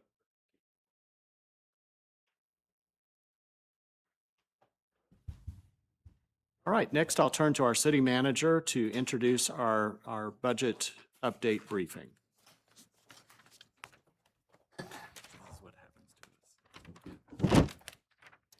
Good morning, Mayor, Vice Mayor, and members of City Council. As we continue planning for our FY 2027 budget, we will be continuing to provide budget briefings to you until the final budget is approved in March. Today, we will walk you through the capital improvement program, the city's capital improvement program. The capital improvement program, or the CIP, represents the city's planned investment in major capital projects. The CIP is funded primarily through the issuance of debt, which is supplemented by cash funding and limited grant funding.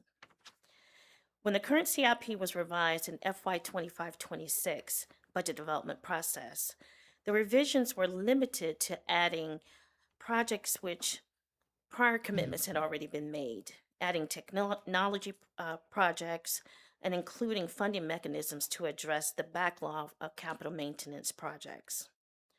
Also, in FY 25-26 budget development, Council was advised of the need to do a recalibration of the CIP based on required level of debt service. We reminded Council of this during the budget work session in November. Can we pull up the item?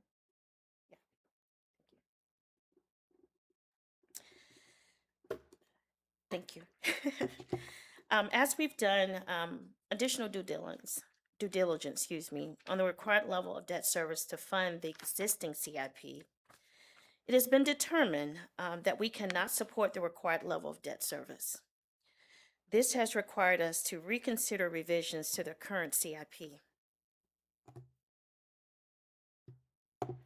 Today, we'll focus on a number of things. First, the basics of the capital improvement program. Second, the CIP as it was adopted by City Council. Thirdly, we'll suggest revisions to facilitate the modeling of options available to align required debt service with our financial capacity. And lastly, our financial advisor, Davenport, evaluated our financial status and explored available options to align with our financial capacity. And Mr. Rose will be here today to present, or is here today, excuse me, to present to council this morning on those findings. Right now, I'd like to turn it over to our new CIP, or Capital Improvement Program Manager, Ms. Catron. Ms. Catron was initially Senior Project Analyst. We saw the need for a Capital Improvement Program Manager because we didn't really have a program manager that was watching and working through our capital improvement program. And so this is a valuable tool for us as we move forward and we look at our debt and we manage our debt. So Ms. Catron is going to give a really, really good overview of the capital improvement program as a whole, as well as our overall debt that we have for the city. So Ms. Catron.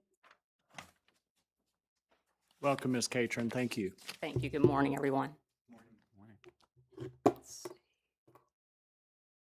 All right. So I'm going to start with providing just an overview of the CIP. So the CIP is a 5-year plan for our capital investments, and typically those are the high dollar items such as bridges, street, parks and recs, technology, and our equipment and fleet replacement. And those projects are typically funded through debt, cash, and where we can, grants. Each year, the council will endorse the 5-year CIP and then separately adopt a resolution for the current year debt funding. So just to walk through the CIP debt issuance process, we start out with, again, council will adopt a resolution to endorse the 5-year capital improvement plan in May of each year at the time of the budget adoption. Then, after the start of the fiscal year, we will hold a public hearing to receive public comments on issuing the current year debt, and then council will then adopt a resolution to authorize that debt issuance.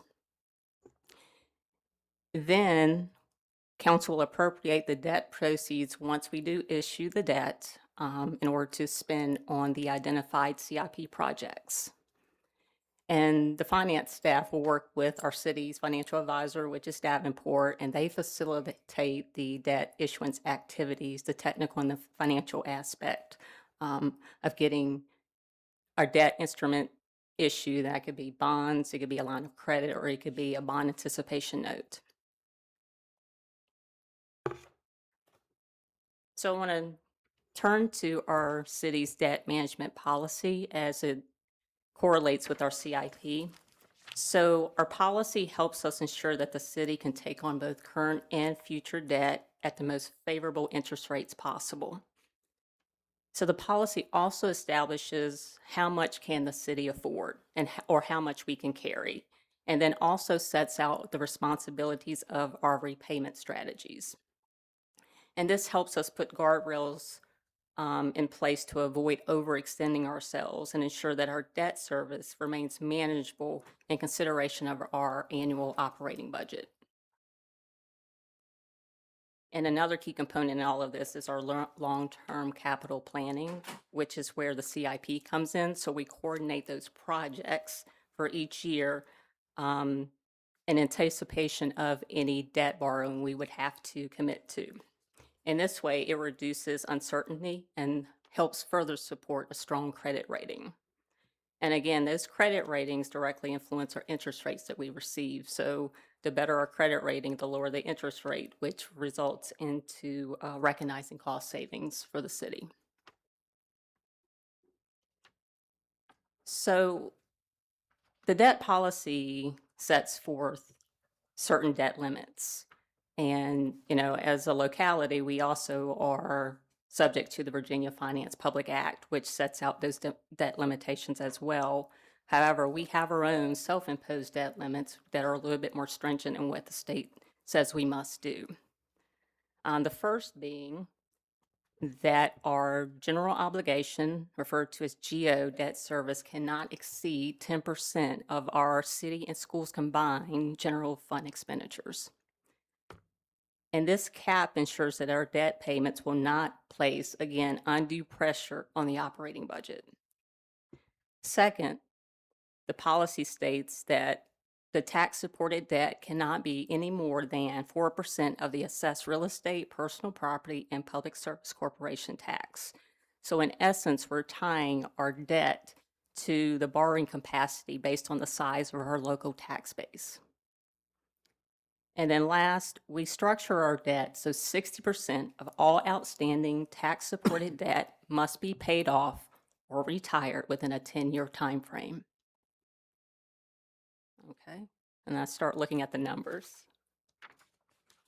So this graph depicts the general fund existing permanent debt. So what that means is it does not consider the schools, it does not consider stormwater, it does not consider parking, but what it does consider is the Berglund Center, because we do subsidize the Berglund Center debt. The other item that is excluded, and we will get to this in a moment, is the bond anticipation notes that we have. So with that being said, if you took a look at the line for fiscal year 2027, and what this is saying is the tax-supported debt outstanding is about $162 million.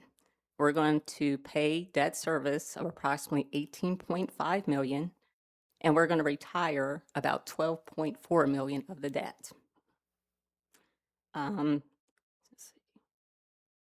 So again, this is just laying out the next fiscal years as we look at the CIP, but we typically, as a city, we aim to only finance our debt over a 20-year period, with the exception of fleet, and we do finance debt over a shorter period of time, about 7 years. And really quickly, we'll look at enterprise fund, and that's just stormwater and parking fund. They are self-supporting in their debt, meaning whatever they get from their fees and charges, they're able to repay their own outstanding debt. And with that, I'll pause for a second if you have any questions.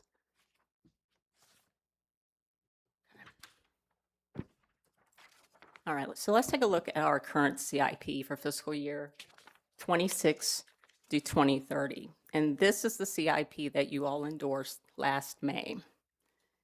And it's a few slides. I'll go through it at a high level just so you can get familiar with what those projects were again. We always provide $5 million to the schools. If you recall, track 8, we have the adult detention center maintenance, which we provide a small amount of funding to each fiscal year. We have Belmont branch expansion, fire station number 2 on Williamson, downtown pedestrian bridge, Wasena Bridge, which is wrapping up late summer this year. We have 3 bridge projects, 13th Street over Southwest Norfolk Southern Line, which is grant funded. We have 13th Street over Tinker Superstructure replacement in fiscal year 29. That's also grant funded, along with the bridge or Persinger over Murray Run replacement.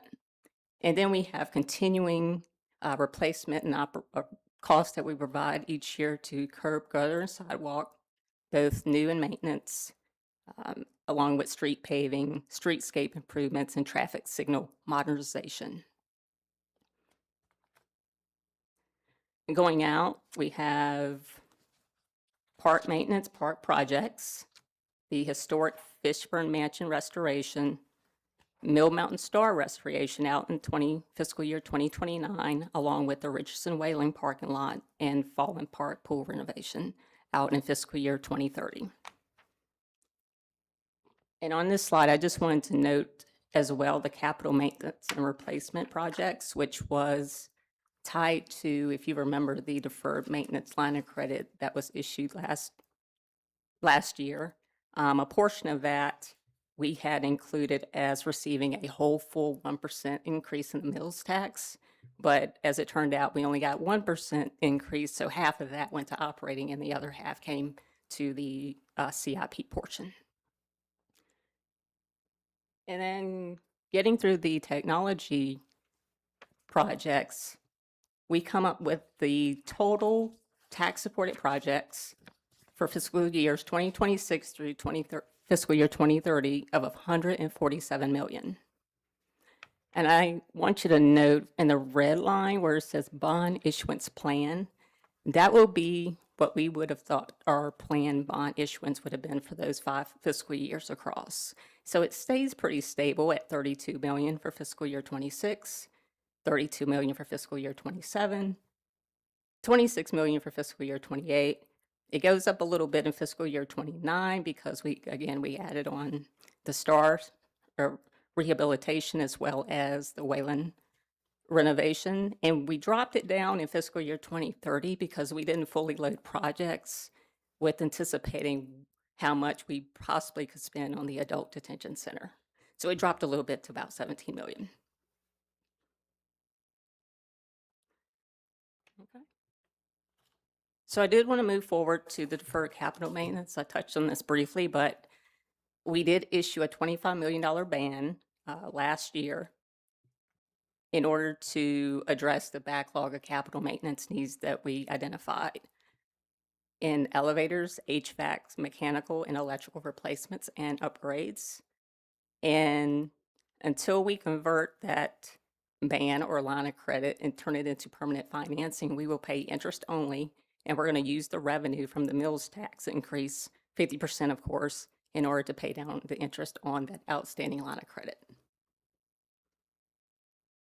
And I'll pause right here again for any questions before we move into the revised CIP.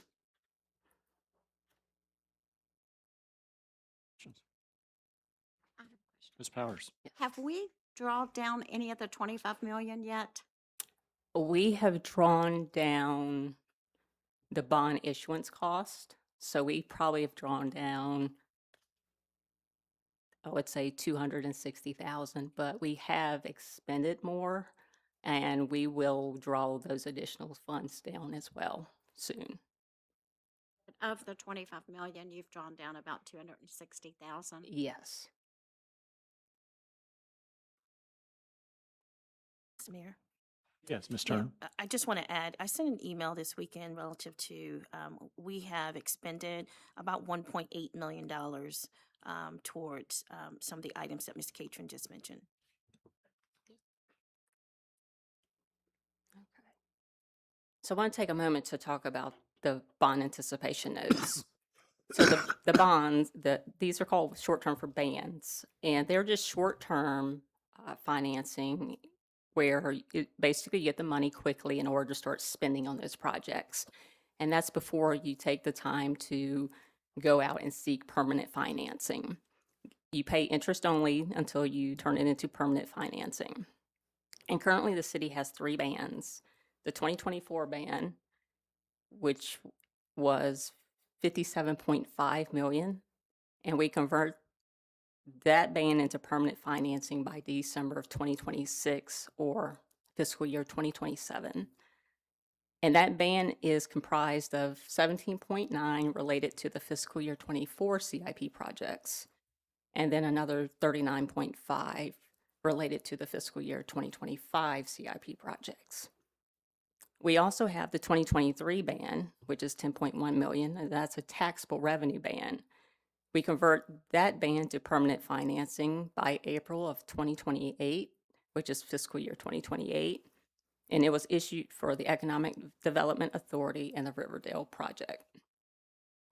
Then last, we have the 2025 band line of credit that we draw down on, and we convert that to permanent financing by August of 2030 or fiscal year 31. And again, we use that or are using that for the identified backlog of capital maintenance projects. Can you tell me what months the interest payments are due now? I can't remember from, I know it was, is it still the same February, July, and October? Is that? Are you on all of the bands? We can get that for you. Yeah, I can get that information for you. Yes, ma'am. Thank you. Before you move on, I just want to state that back on this slide, it's not unusual to use short-term financing instruments such as the bond anticipation notes on lines of credit. And our financial advisors, they provide us guidance on the appropriate instrument to use.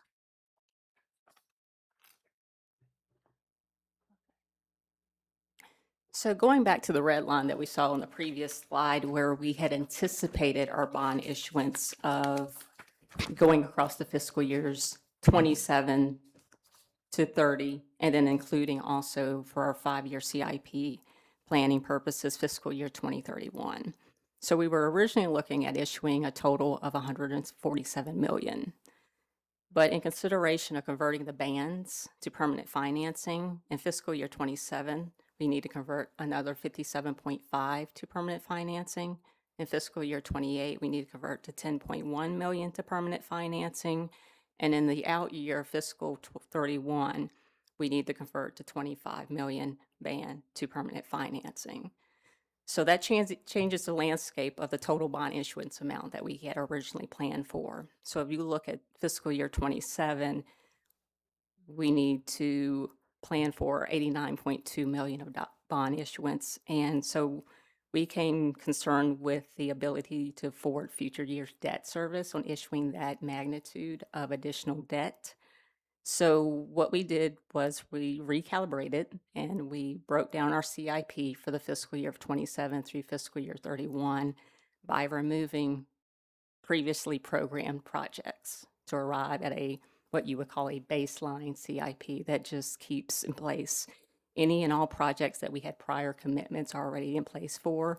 And we also kept our technology projects there. So with that being said, we did engage with Davenport to run some modeling for us to see what our debt service would look like. And so they're going to speak to that in a moment. But the projects that were removed are before you.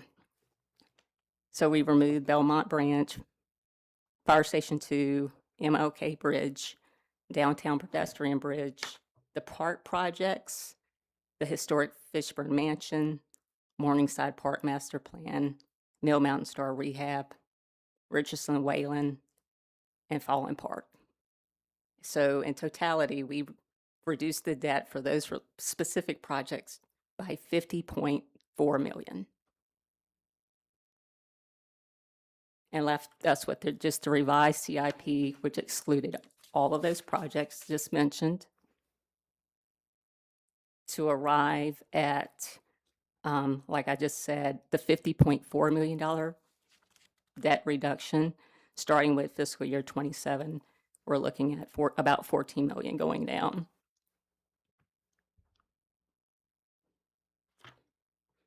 So just taking a look at all of those portions together to get to our revised, now what we would believe would be our debt issuance. We start out with what we had planned at the end of last year, fiscal year. We're converting those 3 bands to permanent financing, and then we're further reducing the debt issuance by that 50.4 million that just mentioned.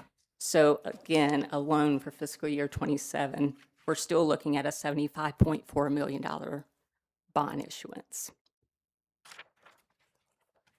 So with that.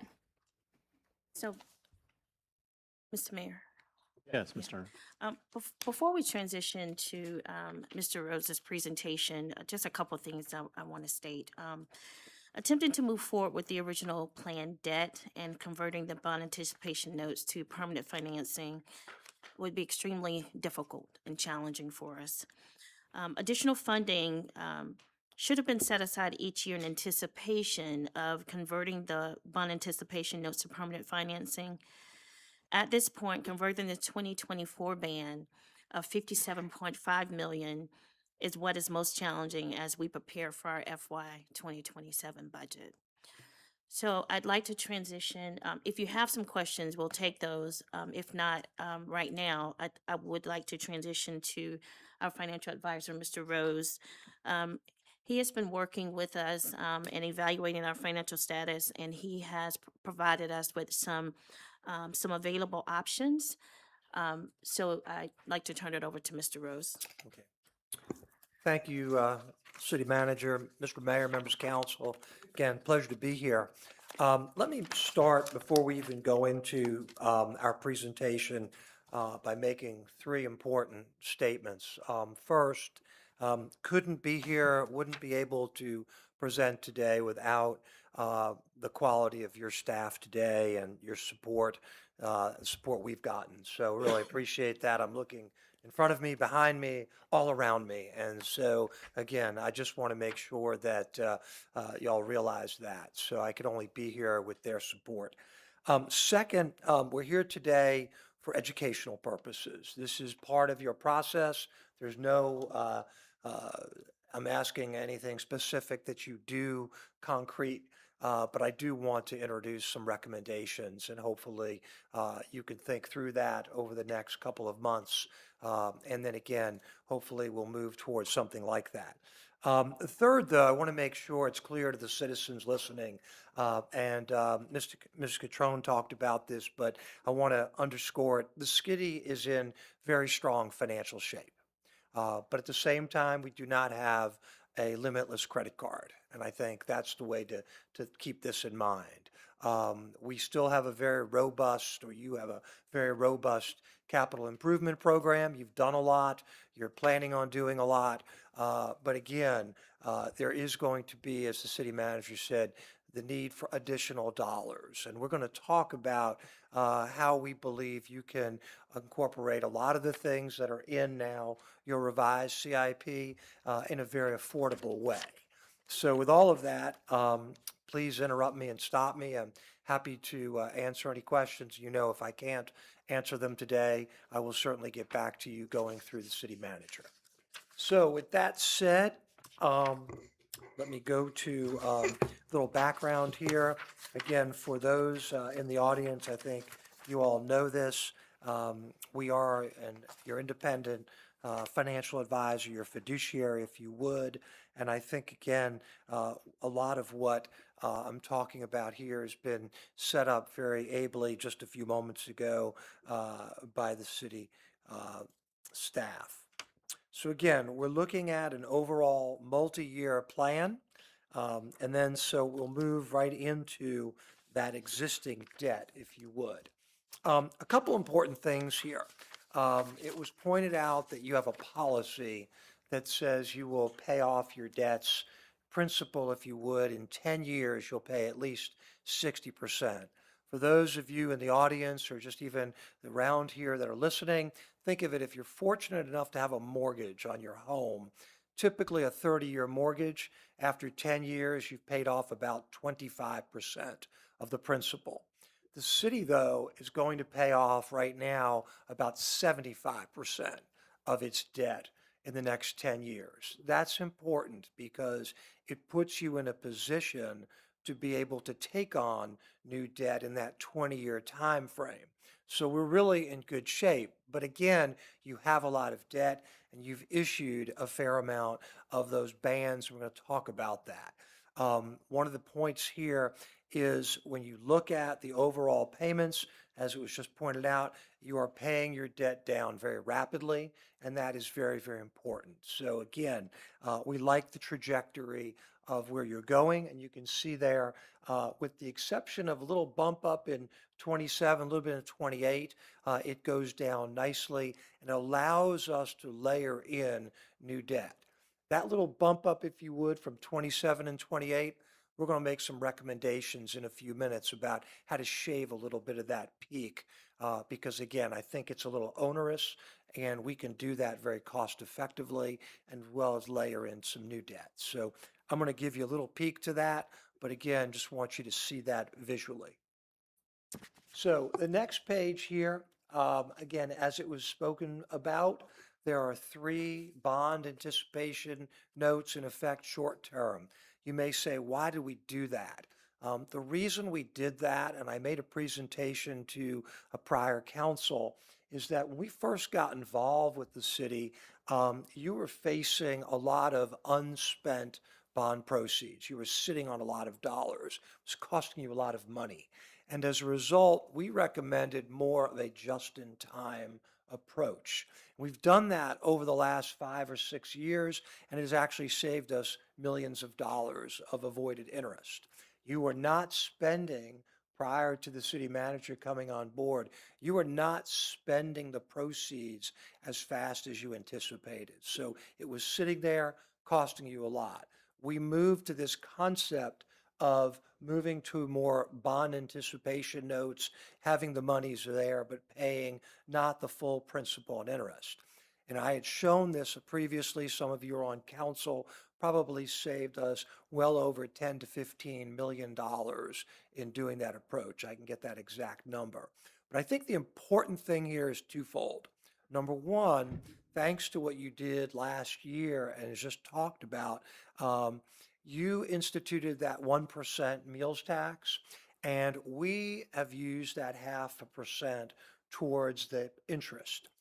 Having said that, when we show you going forward this program, I'm going to talk about the impact if we can get that 0.5% for debt to continue into the next several years. Because if we can, it's going to make a big difference cash flow wise. So hopefully, but we didn't count it, and I'm going to talk about that as well. So we took a purposely, I'll talk about a conservative, almost a negative approach, if you would, to show you worst case. So I wanted to point that out.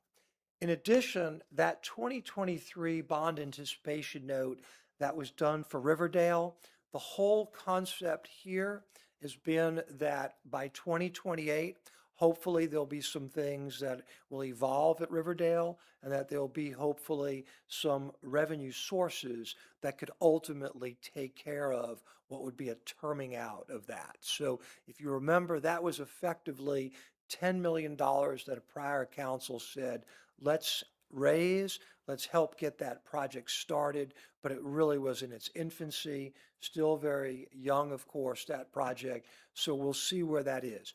We've also treated that as if there'll be no new revenues to come to help that project. So that's been, in effect, layered in the next couple of minutes. So again, trying to take a negative perspective, not because I want to be negative, but I think it's important to show worst case, most conservative case. In addition, what we've also done, like I said, is we've incorporated doing all 25 million. That can always be slowed down if we don't continue with that 0.5%. But we've said, because you have so much deferred maintenance, let's act as if that is going to continue to be funded, if you, excuse me, borrowed, but maybe not funded from that 0.5%. So we'll talk about what these influences and impacts are in the next couple of minutes. Okay. I don't need to belabor this because, again, your staff, Ms. Catrona, did a wonderful job, I think, of laying out the CIP, how it's evolved, but we're in sync with their numbers. Really, we just, of course, are been working very closely. So these numbers will mirror those numbers. So we did a couple of scenarios. I would say that scenario 1A and 2A really are scenarios that don't look at the big picture being strategic. They just layer on debt, if you would, in a typical way. There's no creativity there. There's no strategy there. But it gives us a worst case, if you would. So you can see that we do everything relative to an equivalent penny impact. And what you'll see here is if we just layer on those pieces with no other revenue sources, including that 0.5% not coming to help, what we're going to need is the equivalent of a little over 2 pennies here in this upcoming budget. We'll need another 3+ pennies in the next year's budget, and then again, almost a penny in the 29 budget. So all told, the equivalent of about 6.5 pennies. Now, having said that, a couple of other points. We purposely use an interest rate that has always been higher than where the marketplace is. I build that conservatism in so that I can come back to you instead of saying, I've got some bad news for you, I'd rather have some good news for you. But nevertheless, that's based upon a 5% interest cost, fixed rate for 20 years. Right now, we're looking at something below 4% fixed rate. So again, we build that in. That's going to add a little bit to that, if you want to call it that pain.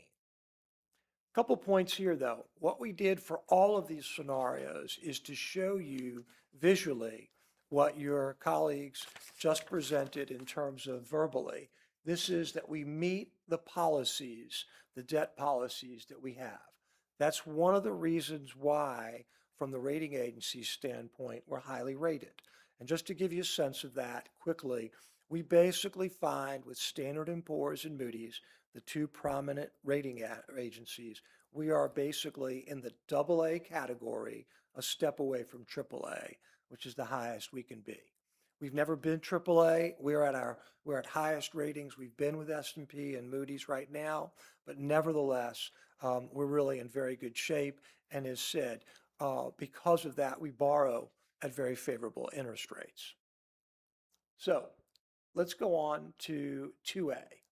If we were to do a little bit of what we call shaving of the peaks, being a little strategic, but not too much, we can actually go from needing that 6.5 pennies roughly to about 5 pennies. And this, but you'll notice though, we still need that 2.2 penny equivalent, roughly 2 cents, in the 27 year. Okay? Go on. Again, policies are met.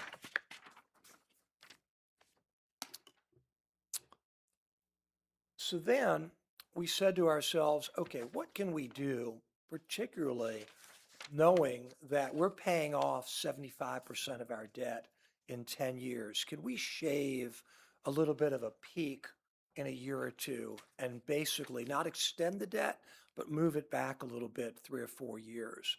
The quick answer is yes. We found that we could basically restructure about $3.5 million of debt that comes due by virtue of some debt we did, I say you did, back in 2015, 2016. So if we do that, this is what we're effectively doing. We are shaving a little bit of that 27, 28 peak, and then what we're doing is layering it into some subsequent years because our debt drops down so significantly. That basically provides us, if you would, some critical cash flow relief.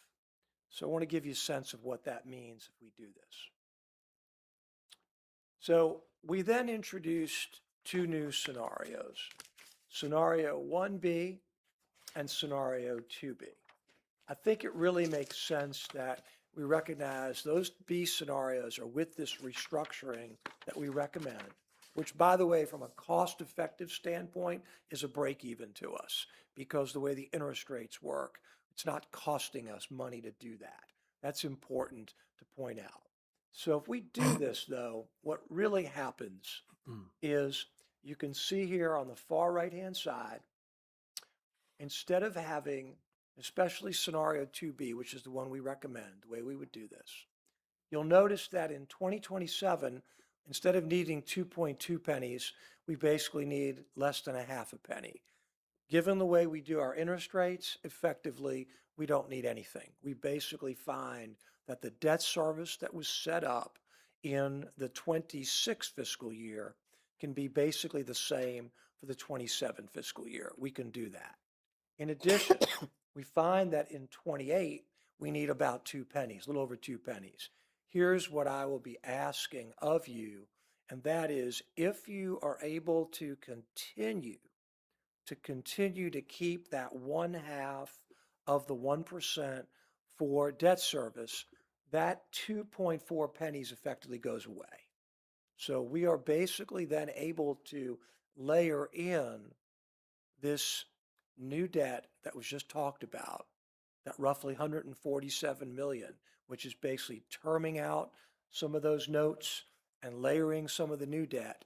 And we basically will really effectively look at perhaps something as little as a 1/2 penny in 2029, which from my perspective, that's so far out, 2 years, really 3 years out, that from our perspective, that could be a rounding error because of the way that works. And just a little aside here, every penny that we are talking about basically is roughly a $1.1 million.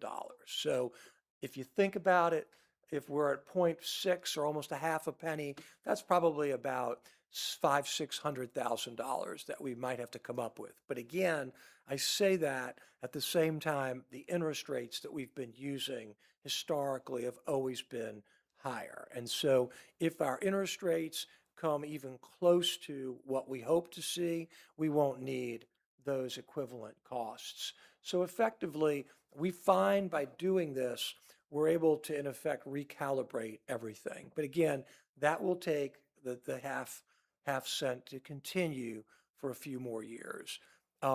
With that said, let me just finish up here. As I said, I pointed that out on this page for the meals tax.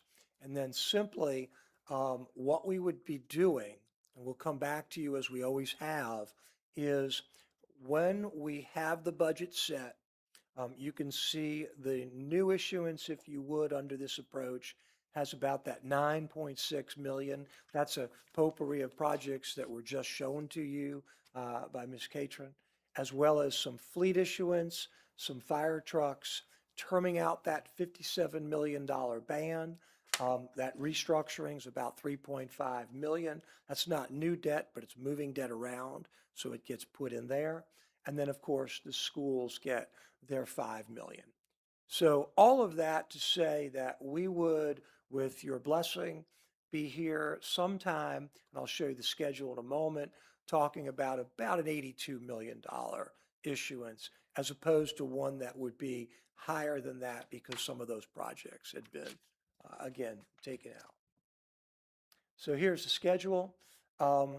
We know the budget will get done sometime a little bit later here this spring, of course.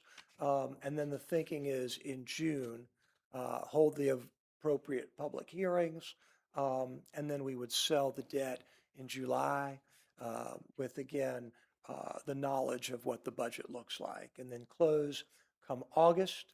And that's because, again, we need to have those other bonds paid off, those notes, if you would, in October. So we build ourselves a little cushion. But again, I appreciate this. Happy to go back and answer any questions. I don't know if the city manager wants to add anything before.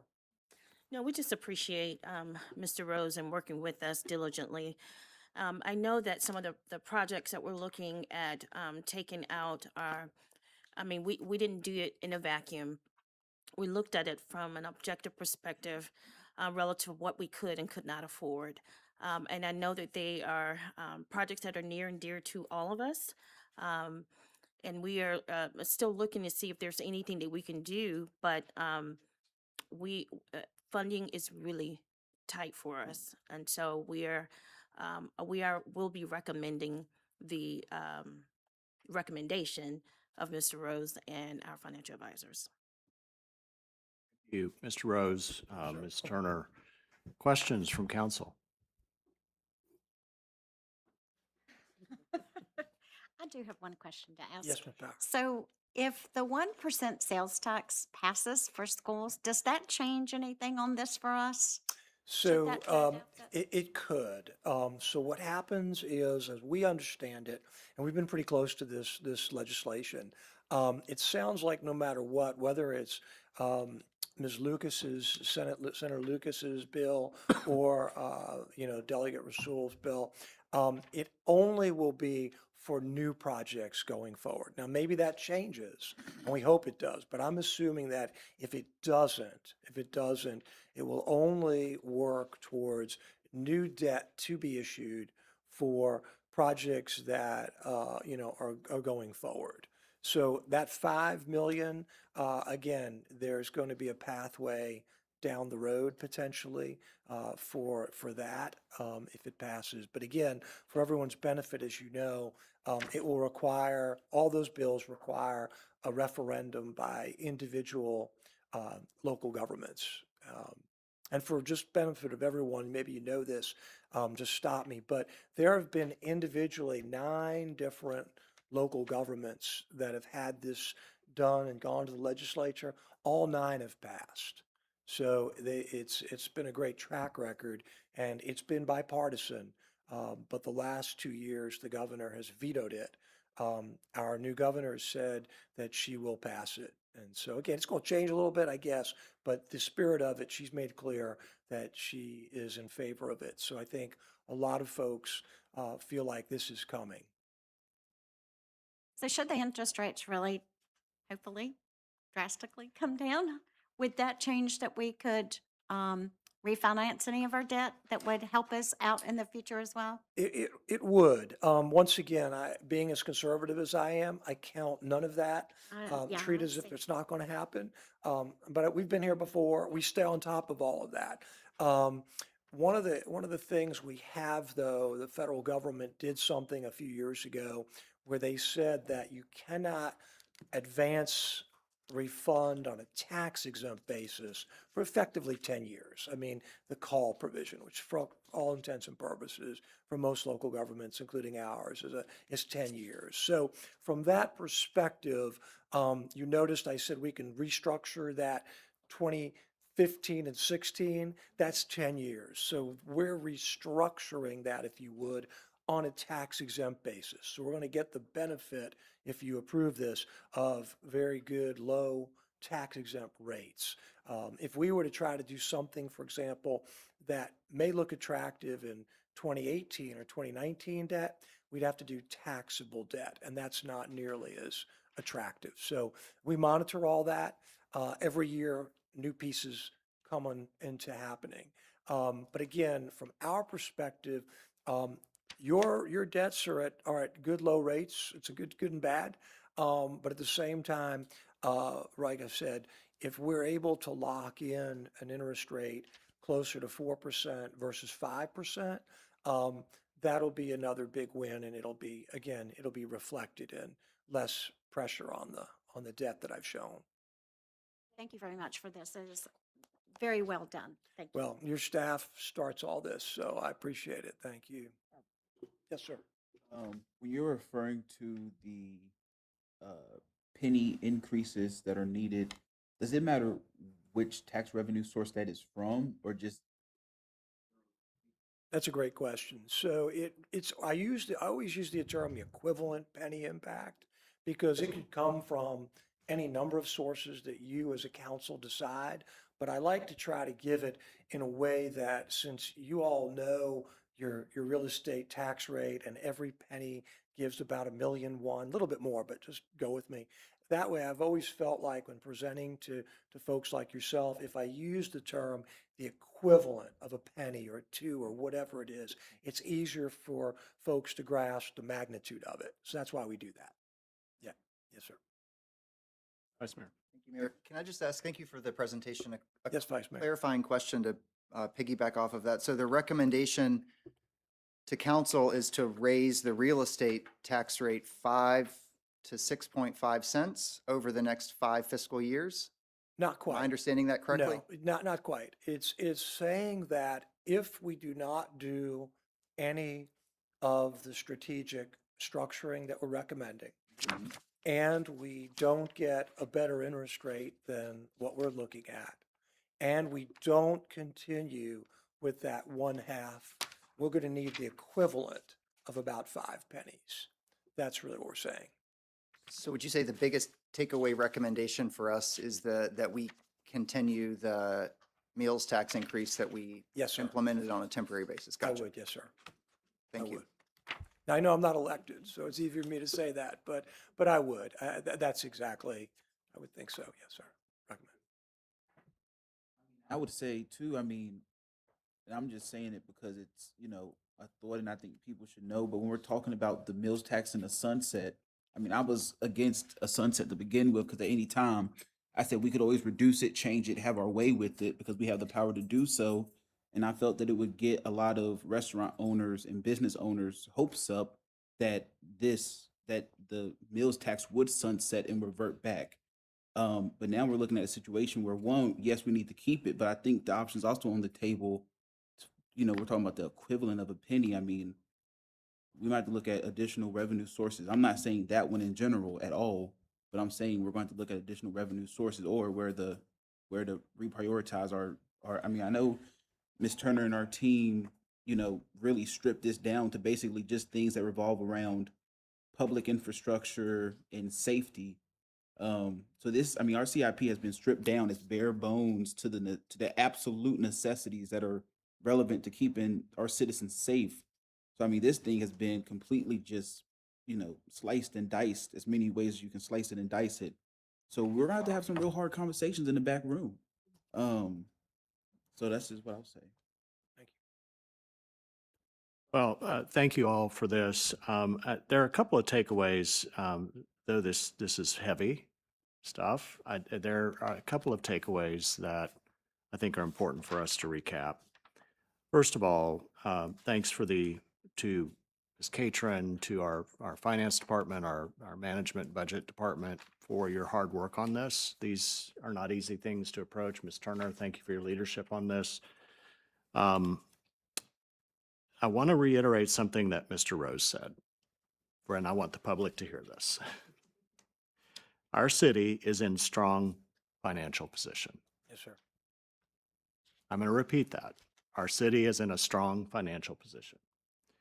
We are having to make some difficult decisions, in part because we don't have limitless credit. We're being very proactive in reducing that credit, and that over the course of the next 10 years, we're scheduled to pay off 75% of debt, which I think is extraordinary. We're faced with making some difficult decisions that we have to decide, do we find ways to increase revenue? And we're limited in how we can do that. So we have to look at our taxes. How do we grow our tax base? And as much as each of us may be disappointed in some of these capital projects that we can't do right now, it doesn't mean we won't do them. It means that they will be delayed.